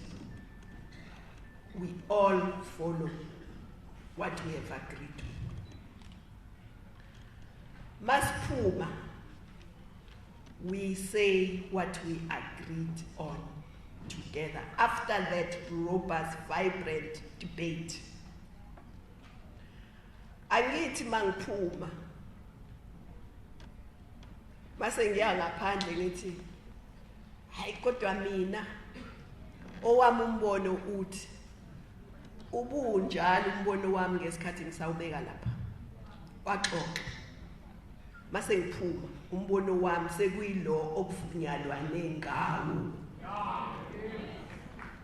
That's what we must understand, and if we do that we won't be divided because sonke sophuma nombono wodwa ngithi we'll all come out with the decision that we all took after debating different views. ANC has always been a debating, a battle of ideas. ANC has never been scared of, but once we agree, when we live here, as many as we are, we live that with that one view. And if we live that one view, society won't be confused, our members won't be confused, but we will not be divided either. That's one. That's what discipline means. Also, discipline means that when you are outside as a cadre of the organization, you behave as a cadre of the organization. As a disciplined, proud cadre of this movement. Nomuntu ongakwazi emphakathini athi ingane zami ngathi zingakhula zibe njengalo wamntwana. That's a cadre of the organization. Oh mama bomanyane noma ngaba ukho omanyaneni but sengathi singaba njengalo wamama. Uma kukhona into eyonakele emphakathini owokuqala ofikayo uzolekelela. Makukhona abantu abanenhlungu emphakathini, ama-cadres e-ANC kuleyo ndawo must be the first ukuzoduduza. Uma kunengxaki, kunengane mhlawumbe ezilala zingadlile ezingenayo igrant. You can't say akuyona indaba yami ngoba ezami izidlile. If you are a cadre of this organization, you go there, ubananela ukudla, whilst you go to social development uyobasiza ukuthi bawathola ama-grant. That's how a cadre of this organization behaves. Makhona okhuluma indaba ngoba ngiyacabanga ukuthi nala kulawa khona abantu ke kube khona la kuxoxwa khona. Mawuke wayizwa, you must go uyobikela amaphoyisa, uyobikela i-leadership ukuthi kukhona into enje engayithandi. Mawusaba ukuthi bazokubulala uthi ningangisho hambani noyiphenya. But you don't keep quiet kuze kubulawa ucomrade or umuntu noma ubani. Cadres of the organization become the light in their communities. And the light, I need to say I has a light. A light does not keep the light to itself. Ikhanyisela wonke umuntu. So as cadres of this organization, we must be the light ekhanyisela imiphakathi, ekhanyisela yonke indawo la sikho. As cadres of this organization, when somebody comes with stolen goods to sell them to you cheaply, you don't buy them. Angizwa mvumo. You don't buy them. When Sihle comes to me, or I go to Sihle, ngithi hayi yabona emzini wakho nanka ama-TV ngizokudayisa. Kufanele uSihle ukuthi hawu Comrade Nkosazana usunesitolo sama-TV. Esidayisa ama-TV cheap. Okay, ngizoza esitolo sakho ngiyanele isiphi. Because if we don't do that, people are not going to trust us. And we are not going to create the society we want. Do we want a society of thieves and burglars? Awazi le TV ithenga nje mhlambe kufa umuntu la ijontshwe khona. Mhlambe rape umuntu la ijontshwe khona. As cadres, if you are a cadre of this organization, you have a huge responsibility. Not only within the organization, but within society. Ngiyadlula nje lapho. Ngiyadlula nje lapho. Ukuthi cadres. If you are a cadre of this organization,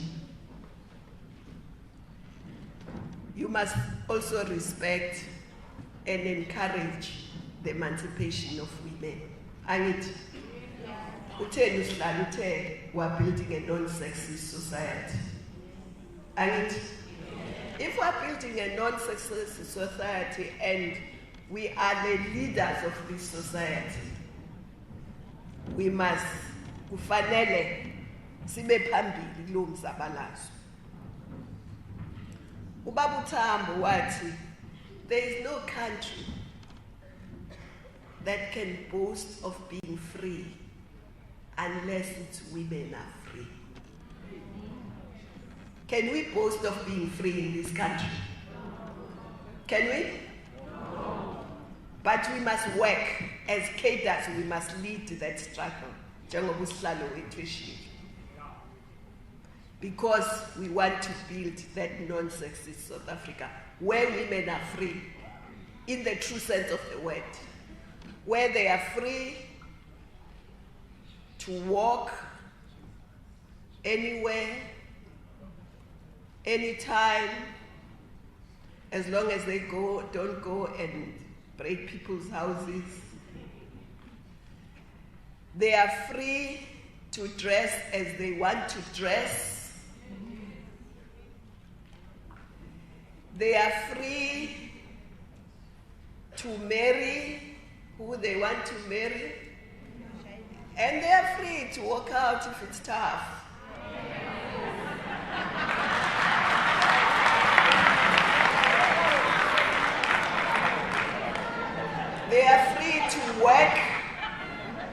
They are free to go to school. They are free to work and come back.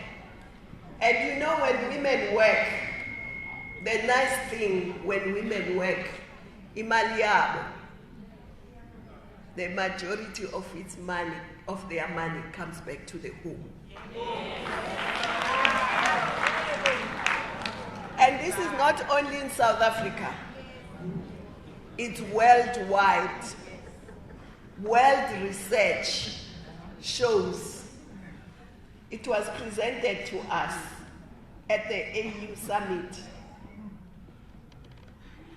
World research shows ukuthi when a woman works, 70% at least of her income is spent in the household. But the same research shows ukuthi obaba now they bring money to the household, 30% of their income.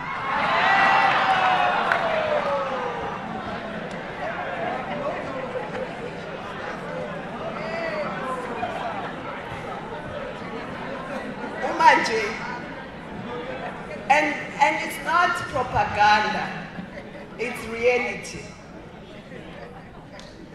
It's reality because Baba bakhona la mama bengacabanga nje take their minds back to their homes. Abaningi nje abazi nokuthi ama-plate athengwa nini ubani. Kodwa mabedla bazodlela eplateini, abazodlela ebhodweni. Bazophuza itiye baliphuzele enkomishini, kodwa abakhumbuli kahle ukuthi ayithengwe nini ubani. And we don't begrudge them. No. Siyabathanda sifuna badlele enkomishini emapletini nje. But what they need to do is to empower us so that we can do that. We must be in the economy so that we can do that. Ngithi-ke, we must build a non-sexist South Africa. But as cadres of this organization, we must lead that. And women must be in all decision-making bodies, not only in the ANC, but in society, in all areas of human endeavor. Lapho kukhona umuntu ezama amakhosikazi awavunyelwe ukuba khona. So, and amakhosikazi, I'm going to quote world research again. Kuthiwa emnothweni inkampani ezinamakhosikazi women with top management zayo are more competitive than those ezingenayo. So it makes cultural sense to empower amakhosikazi, it makes social sense, it makes economic sense. So in non-sexism, le mina engengizwe ekhulunywe kuqala usihlalo. Ngithanda udlule nje kuyona nami ukuthi as cadres njengoba siyi cadres forum, that's what we must fight for. As cadres, we also must ensure that our young people must go to school,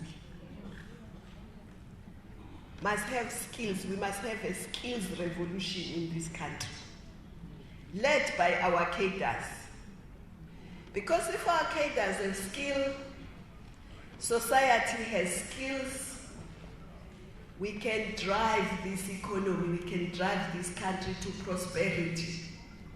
But if our young people in this country are not skilled, other young people from other countries will come and take those skilled jobs. Isn't it? Simple.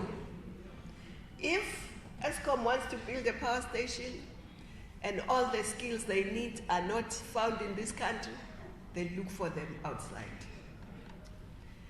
So, skills revolution. Even those who are out of school, they can still go back and get skills. Because we must drive this country to prosperity. Our young people must know their rights and know their responsibilities. Because when I go to meetings with young people, they always tell me about their rights. They are very scanty or not even at all say anything about their responsibilities. Usihlala usayishili youth kodwa ubeyilida ngithi losihlala ngiyakwazi lokho. Usihlala uyazi ukuthi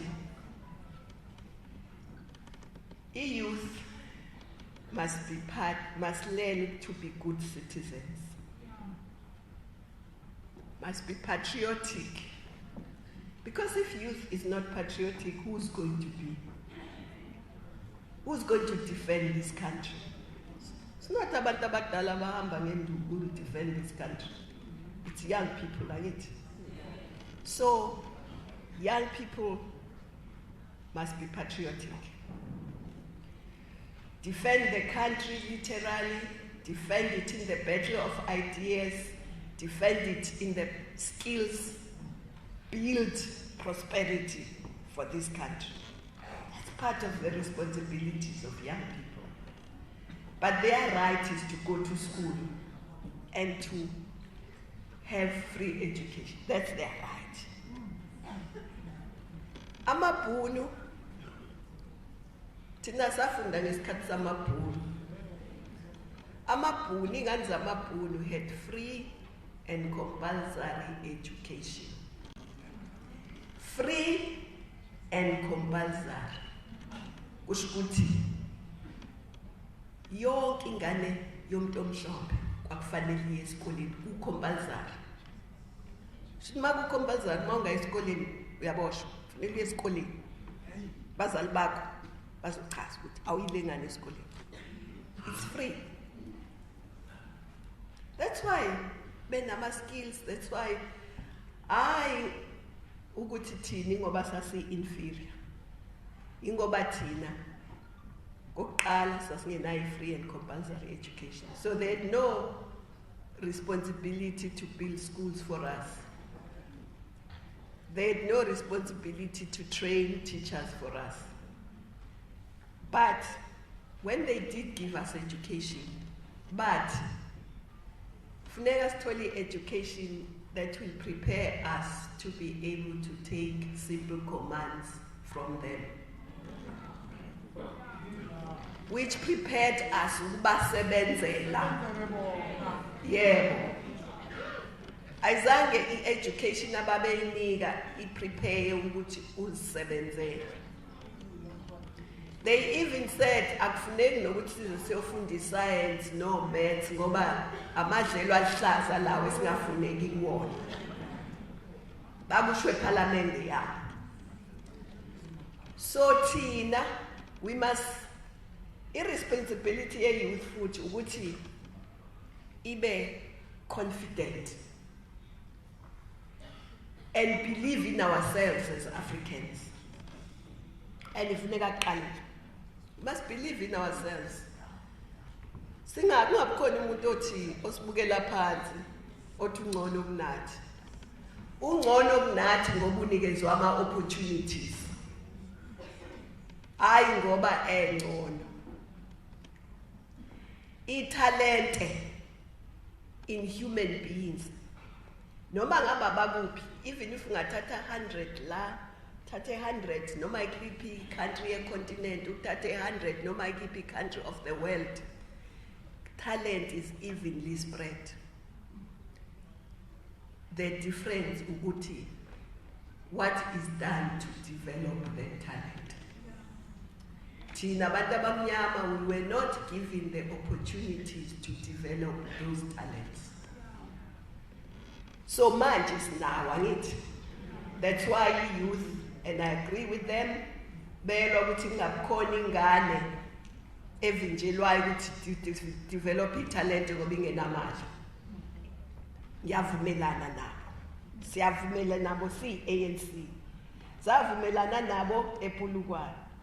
Into ebalekile manje i-implementation.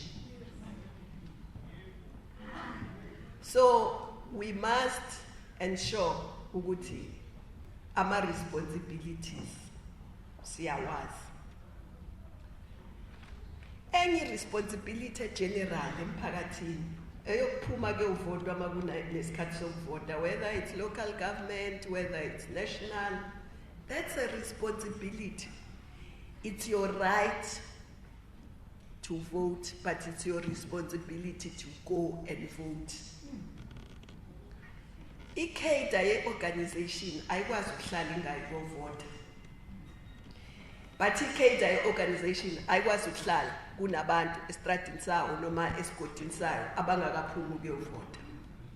It's our responsibility ukuthi senze sure as cadres ukuthi ama-supporters e-ANC are mobilized to get society to go out and vote.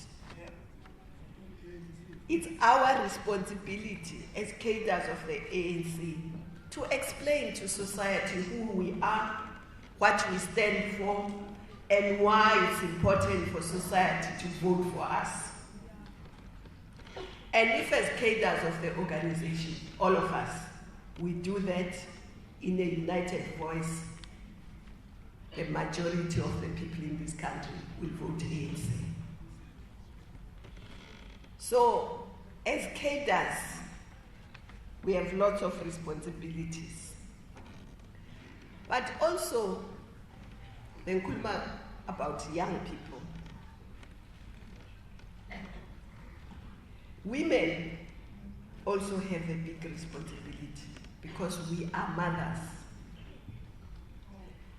That we were given by God, if you believe in God as a Christian, we were given by Umvelingange, we were given by the universe.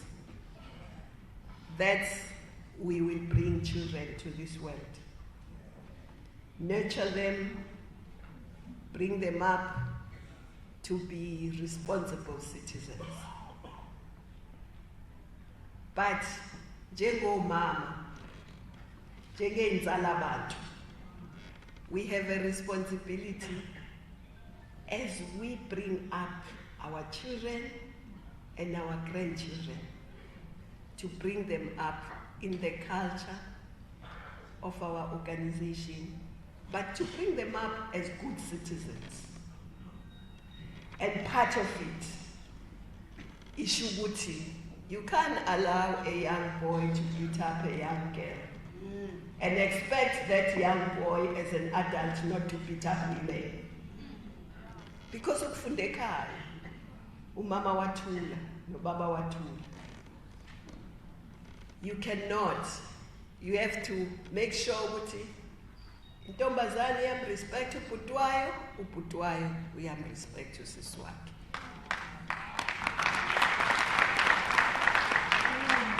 Because children bring back to society as adults what society taught them as children.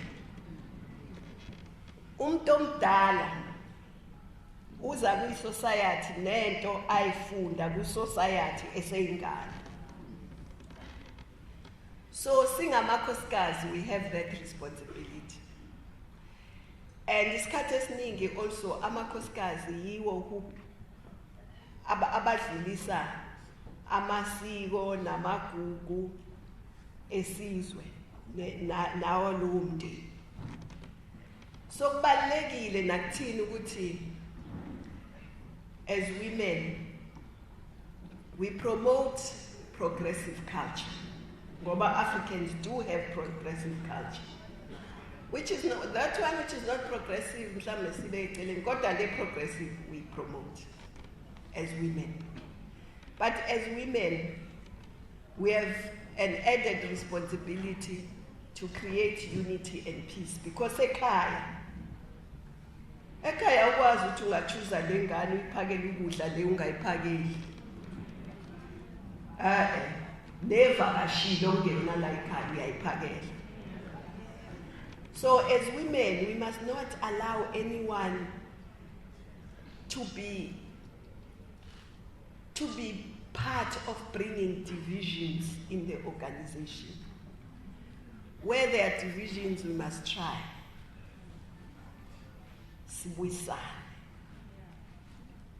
But Women's League in particular has a responsibility because i-Women's League sathatha decision ukuthi akekho umuntu oyoba i-Women's League aqokele la blouse engeyona member ye-ANC. So we recruit women into the ANC, we recruit men into the ANC, but those who want to join the Women's League must be members of the ANC. So the more we recruit as Women's League, the more we grow the organization. So as cadres, women cadres, we also have that responsibility.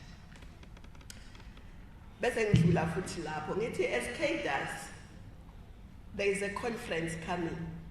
We've just come from the policy conference where we were debating policies and making recommendations lezi esizovumelana nazo econferencing kaDecember.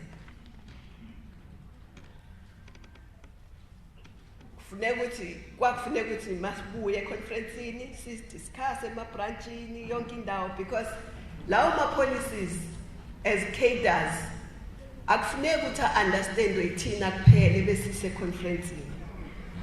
They must be understood aziwe yiwo wonke umuntu osebranchini angithi. That's part of a cadre.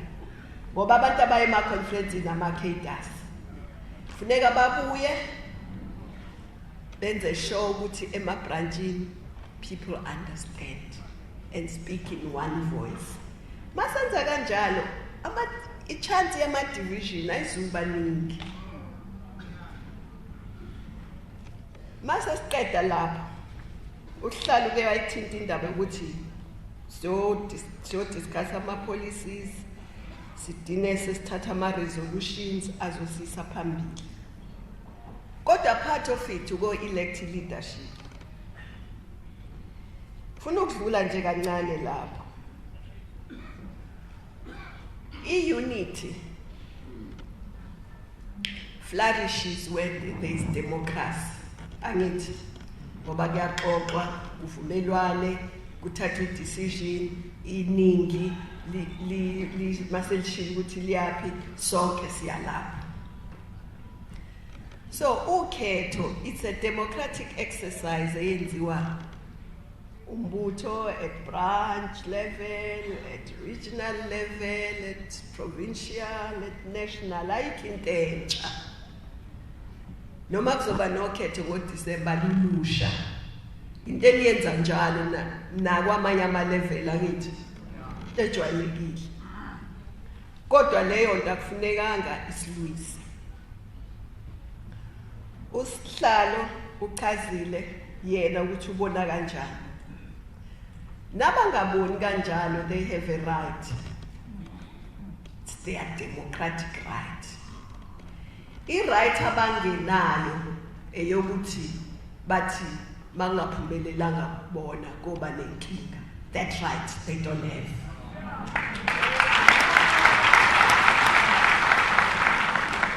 Neither do we have a right, Tina,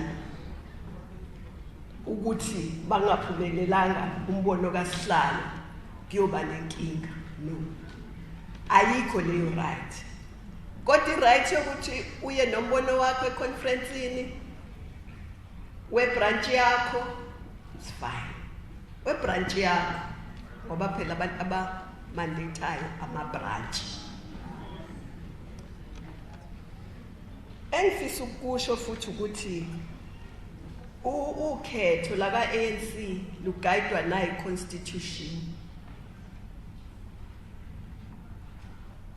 So i-constitution iyasho ukuthi kukhethwa bani nobani nobani econferencini. Angayiboni i-clause mhlambe Sihlalo wena uzokuyibheke kahle ngoba usenamehlo asharp. Esho ukuthi masukhetha le position kufanele kube nencazelo.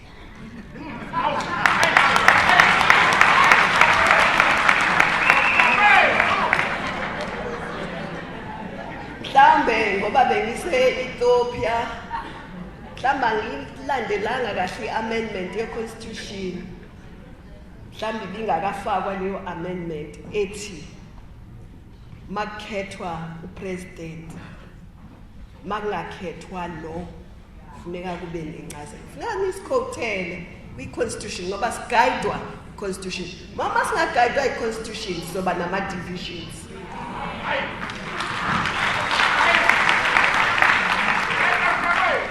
i-constitution ikhonela lokho ukuthi sigayide sonke ngoba mayisigayida sonke sigayidwa into efanayo akekho gayidwa omunye sigayidwa i-constitution so singadideki sigayidwe i-constitution mayingasigayidi i-constitution sigayidwa ama-individuals that's where divisions come that's where factions come constitution clear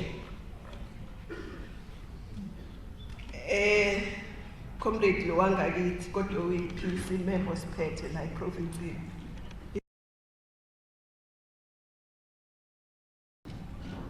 kushiwo lani ukuthi kukhona iposition ka-president ofanele siyikhethe ngoba mayisinomuntu phela fanele ingabusafakwa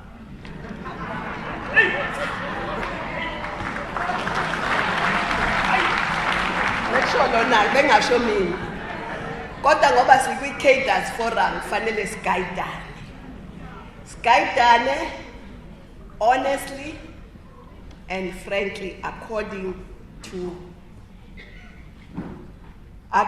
to i-constitution freedom charter namanye ama-policies so i-constitution isigayida very clearly singadideki iyasitshela nje ukuthi naka ama-position afanele akhethelwe ngoba noma nisafuna obevele khona kodwa still kufuneka abuye akhethwe obevele esekhona-ke sekuphela u-5 years kufuneka abuye akhethwe akushiwo ukuthi ukhona constitution ithi akakhethwe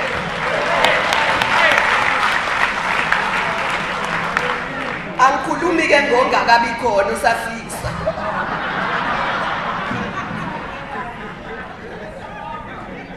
so comrades as cadres sikhuluma la in a cadres forum the constitution guides us that all positions are open they are open for election every 5 years. Even if somebody has been in that position for 5 years, when that 5 years expires, they need to be re-elected if we still want them. We don't say, no, sifuna ukubuyisela lo, we vote, sithi siyambuyisela. The media ingizwe kahle, ingangiphuthi wrong. Even an existing person in that position, after 5 years, if we still want that person needs to be elected and can be contested. And we have seen it happen. It's not, I'm not telling a story, I'm talking facts. So there is nothing in the Constitution that says there are positions that are preserved for deputies. There is no such. Every position is contested. It can happen that you prefer the deputy, fine. But also if you don't prefer the deputy, fine. Let's not make rules that are not guided by policies, principles, and constitutions.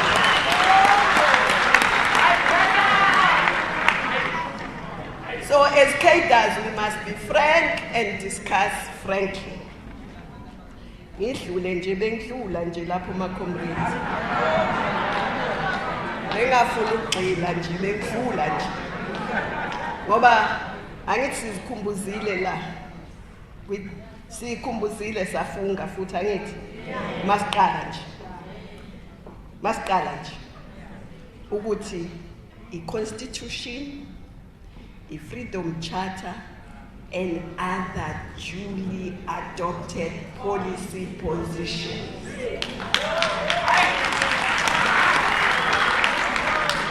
So, comrades, were one.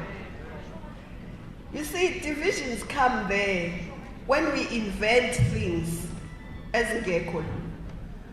Ngoba if we go according to this, so divide up. And democracy is a good thing, must be exercised. But when you have exercised democracy, i-policy say adoptiwe. Noma wena bungazange uyibone kahle umbala ukuthi unjani, mase ushiya umbala usuyayibona cha umbala wayinje. Mase kuthiwe i-policy.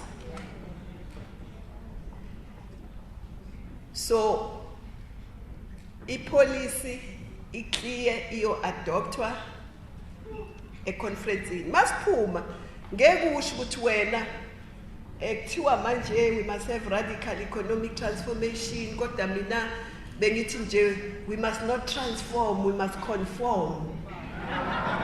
Bese uphuma usuthi wena hayi mina bengithe mina we must conform. No, must stay, we must transform, all of us. Come out and we are going to not only say it, but do it. That's how cadres behave.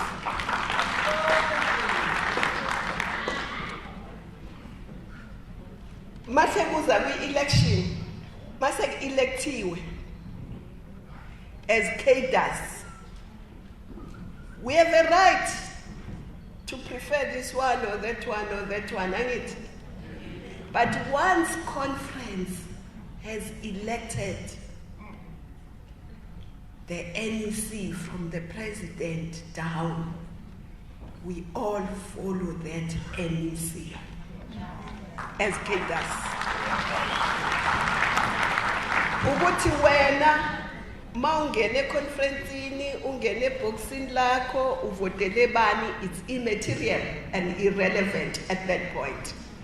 When conference has decided, a good cadre, not even a cadre, will follow.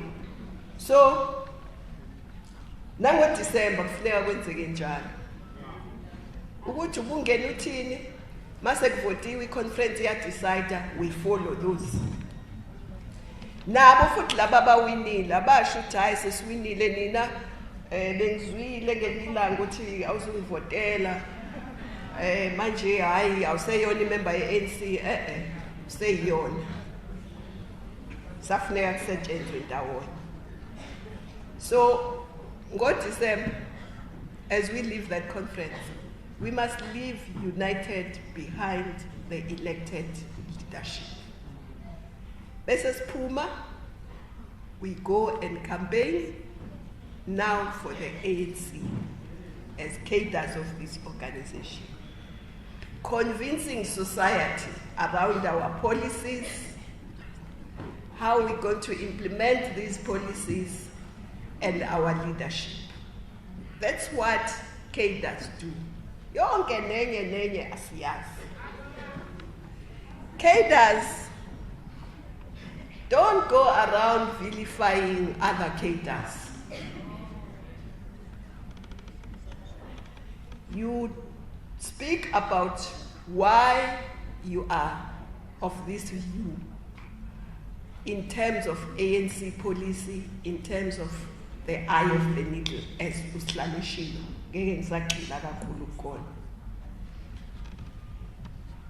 Comrades, we must remember that Empangeni conference is 21st, 20. We must remember that on the 21st, Malpumilang, in the morning, all comrades will still be our comrades. Manje masungithuke wangithela ngodaka ngingasabonakali uzokhuluma kanjani nami? Uzokhuluma kanjani nami mase ngicwela udaka ungasangiboni? Principle, policy. policy, constitution, eye of the needle, track record. That's what we must speak about. And that way we won't be divided. Angikhulume ngokuthi usihlalo lo MEC wethu we-economic development kule province wenza lokhu nalokhu nalokhu. Ukuthi mfushane noma mude ngenaphi.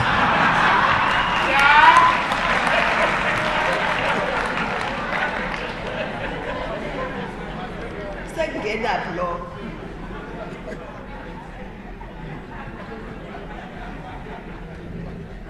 Akungendawo ngithi.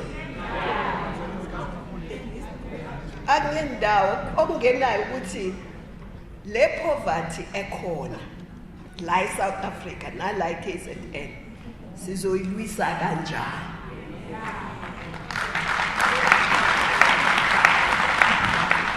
That's what we must be discussing. Ukuthi la eKZN ushilo sihlala ukuthi sacinezelwa iminyaka engaphezulu kwamakhulu amathathu wayibala exactly. Abantu abasicinezela uqala kwabo bafika ngemkhumbi, first day bafika ngemkhumbi emingaki nabazi history emithathu. Idromedaries, nani neRachel, nani eyesithathu the Hudewo. Kodwa ke nina bazi history nizoyikhumbula. Sengisho ukuthi ubaba uGwala weyathi kuthina liphi uphi umhlaba owawule mkhumbi. Ngoba bafika ngemkhumbi bengathwele emhlaba.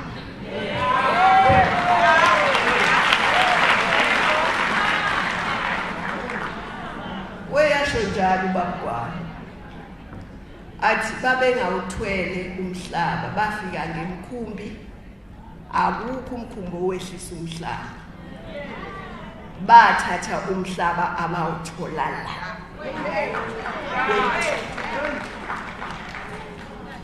Ngakho makhulunywa ngendaba yokuthi kubuya umhlaba bese bethi it's a code for theft. Radical economic transformation, which includes ubuya komhlaba. Ubani owantshontsha phakathi kwethu makhulunywa ngomhlaba?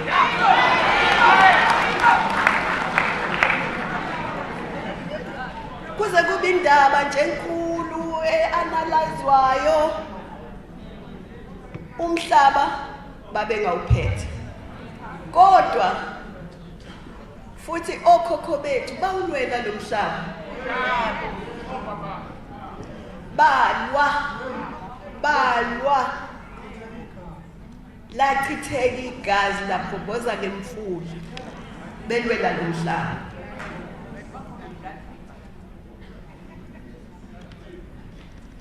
Kodwa ke ngoba sabantu bala eSouth Africa abalidwa iFreedom Charter yasithi iFreedom Charter South Africa belongs to all who live in it. Angithi manje yini bona sebethi senza umusa sathi South Africa belongs to all who live in it, which is correct. Why should that not extend emhlabeni? Umhlaba belongs to all who live in it. Kakhulu thina ke bawuthola ukona sikhona. So umhlaba makuthiwa ubuye, it cannot be a code for theft.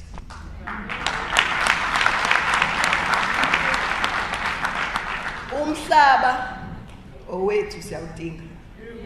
Sidingela ukulima, sidingela ukwakha izindlu, izikole, amakliniki, indawo zokuncebeleka, sidingela ukwakha amabhizinisi, sidingela yonke into nje ngoba ayikho into eyakhiwa kwelenyoni, yonke yakhiwa la.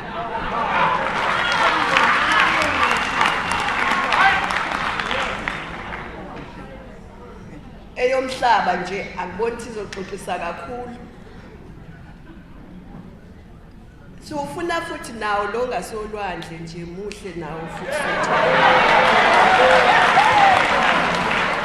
Ngabi uProfessor Mapalala wathi bawuthatha umhlaba omuhle basifake entabeni nasematsheni. Ngempela ke mawudrive nje uthi uyawubona ukuthi hey sihlala ematsheni nasemetabeni. So comrades, cadres forum we must understand. Akusho mina kusho ANC angithi ukuthi umhlaba ubuye. Yeah. Akusho mina ngiyachaza nje. Bese futhi masithi umnotho awubuye. I-Freedom Charter ayikusho lokho. Iyakusho i-Freedom Charter. So why should it be a code for theft? Umhlaba,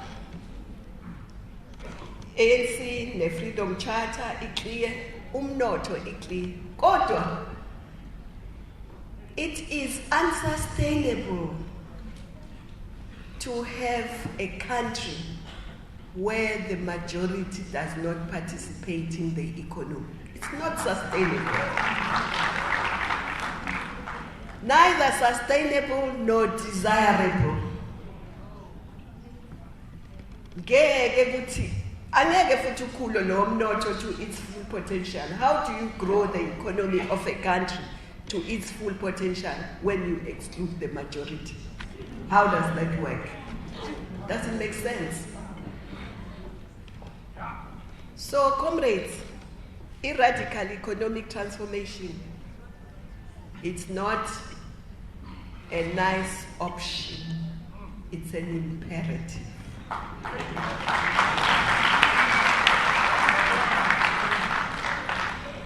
Because we have to deal with poverty.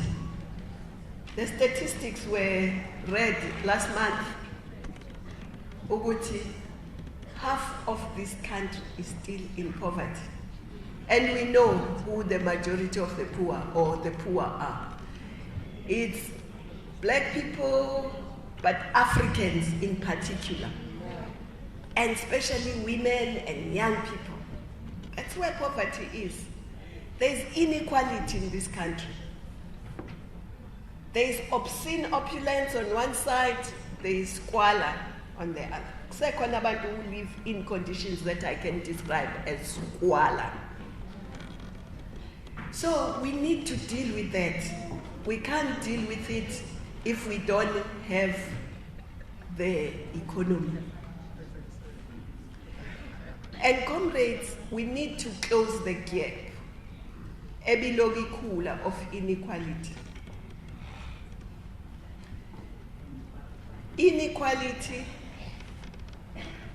we need to get into the economy, but also skills that I spoke about earlier.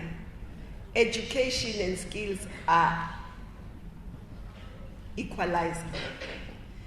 Once you are an engineer, no matter umuntu uphume ekhaya eli-rich when uphuma kweli-poor, we are both engineers, angithi? Our skills are equalizers, and all skills at all levels, not only the top one or engineer, technicians, artisans, all skills. That's why we must strengthen our TVETs, we must strengthen vocational training. We must even look at how we can transform even our education. After 12 years, ma ungafuna ukuya university, ayikho into oyaziyo ngaphandle kwe-general. Sibheke ukuthi how can we do education, sibheke ukuthi how can we have the general but maybe also artisan, technical skills at the same time. So comrades, there are lots of areas. Uhlalushilo ukuthi la kwi-province sebethatha i-decision ethini. So it's up to our communities ukuthi we train people so that they can take advantage of that. makuthiwa kuzothengwa ifurniture yezikole neyamahhovisi kosomabhizinisi abancane, we must make sure people are trained bayenze le furniture. Angithi ngalela langa besinabangcwabi besitshela ukuthi nje abangcwaba abamnyama ukuthi abawakwazi ukwakha nama-casket nje, they are not in that manufacturing. Kodwa ave singcwaba thina bantu abamnyama, kodwa imali yokuthenga lama-casket iyaphi? Iyakwabanye. Mhlawumbe kufuneka sifunde kuwo laba babesicindezele ukuthi bona babenza kanjani kwenza sure ukuthi umnotho bayawuthola, imali yabo ingene emabhange abo, mabengcwaba bangcwaba ngenkampani yabo, insurance insurance yabo, yonke into. So comrades, i-radical economic transformation akuzuba into ye-NEC, akuzuba into ka-government eyethu sonke. Fanele uzibuze ukuthi kule space okusona wena, what do you want to do? Either as a job creator, as a business person, or as a professional. La ulwandla lukude kakhulu la ngithi. Yini esingayenza ulwandle? Ikebe lezi ezithwala umnotho wethu ezigabana. I-insurance insura icargo yethu lephumayo ekabani. Abasebenza kule ikebe wobani.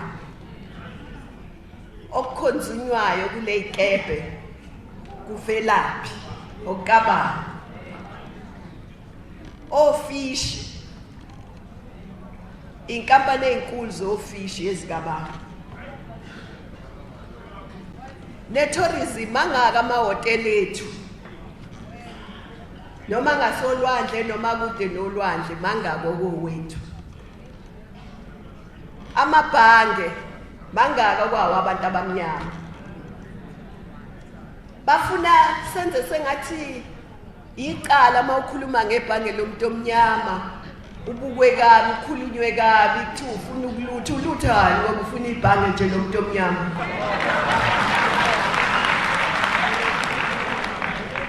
Asupportwe nje amabhange abantu abamnyama. Emazweni wonke nje amabhange abhilonga kulabo bantu abakulawo mazwe. Abe maningi nje futhi angabi mbala. Ayikho inkinga lapho. Asishitha wavalwe nalawa khona kodwa sithi awavulwe. Abe maningi amanye kuba wethu. Ngibonile lapha eThekwini sekhona ibranch yebhange lomuntu omnyama for the first time. Lapha kuDorothy Nyemba. Kodwa wabe khona nje abe maningi. Nawa amakhosikazi nje abe khona. I-youth yethu ayingathi mayofuna ukuqala amabhizinisi ingatholi imali ngoba amabhange akhona ambalwa afuna izinto ezi-impossible. Funeka kube namabhange asi-understandayo.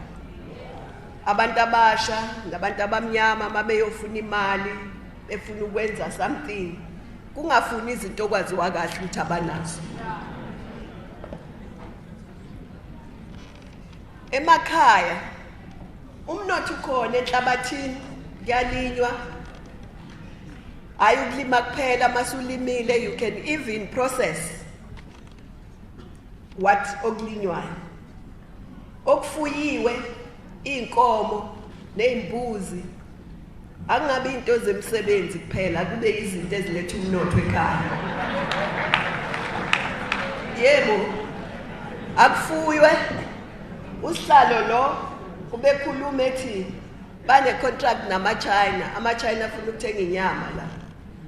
So kufuneka sifuye, singene kuleyo mboni ukuthi iy'nkomo zethu zithengiswe, zihlatshwe, zi-export inyama, sithole umnotho. Kanti nithi abantu bakithi babephila kanjani? Iy'nkomo nemfuyo akube i-source of wealth. Siyazwana? Umhlaba masuwutholile awube a source of wealth. Imayini azivuleleke.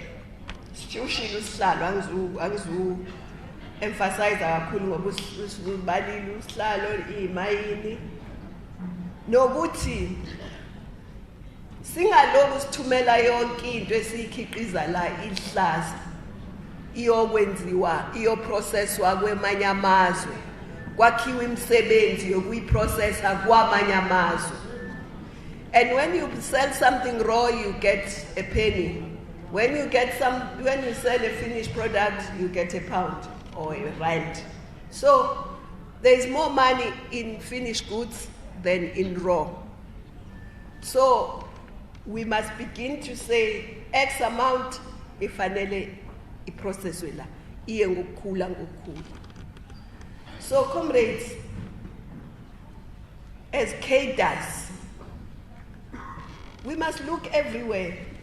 Nesinkwa nje abanye bavuka ngomfudumezo njengami, abanye bavuka ngesinkwa ekseni. Kodwa sibhakwe ubani leso sinkwa? Ibakery kabani? Sesingahlulwa nje ukubhaka isinkwa. So asibheke yonke imkhakha singene. Usihlalo nje ngoba u-MEC futhi we-economic development. Akake nje asikhuthaze nje ukuthi sivula ama-bakery mabefide ingane ke bayifide ngezinkwa eziphuma kulama bakery. Nokudla ke bakuthenge kulabo abakhiqizayo. Ngiyazi ukuthi bayakwenza kodwa abasikhuthaze ukuthi sibe yilabo somabhizinisi siqeqesheke endaweni emkhakheni eminingi.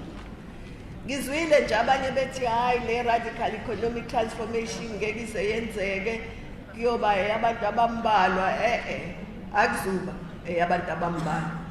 I-status quo sabantu abambalwa. I-radical economic transformation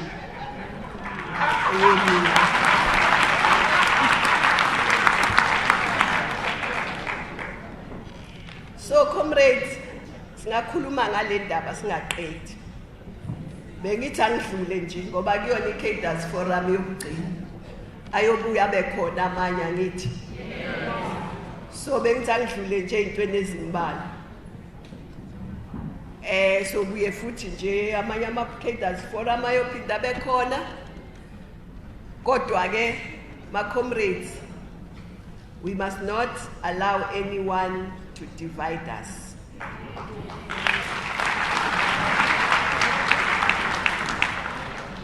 We must be democratic, but we must also understand democratic centralism.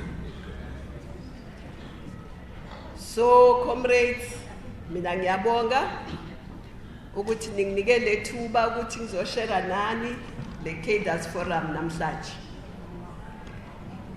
Ngibonga kakhulu ngiyethemba ukuthi lophinde libe khona elinye ithuba. Angithi? Lophinde libe khona elinye ithuba.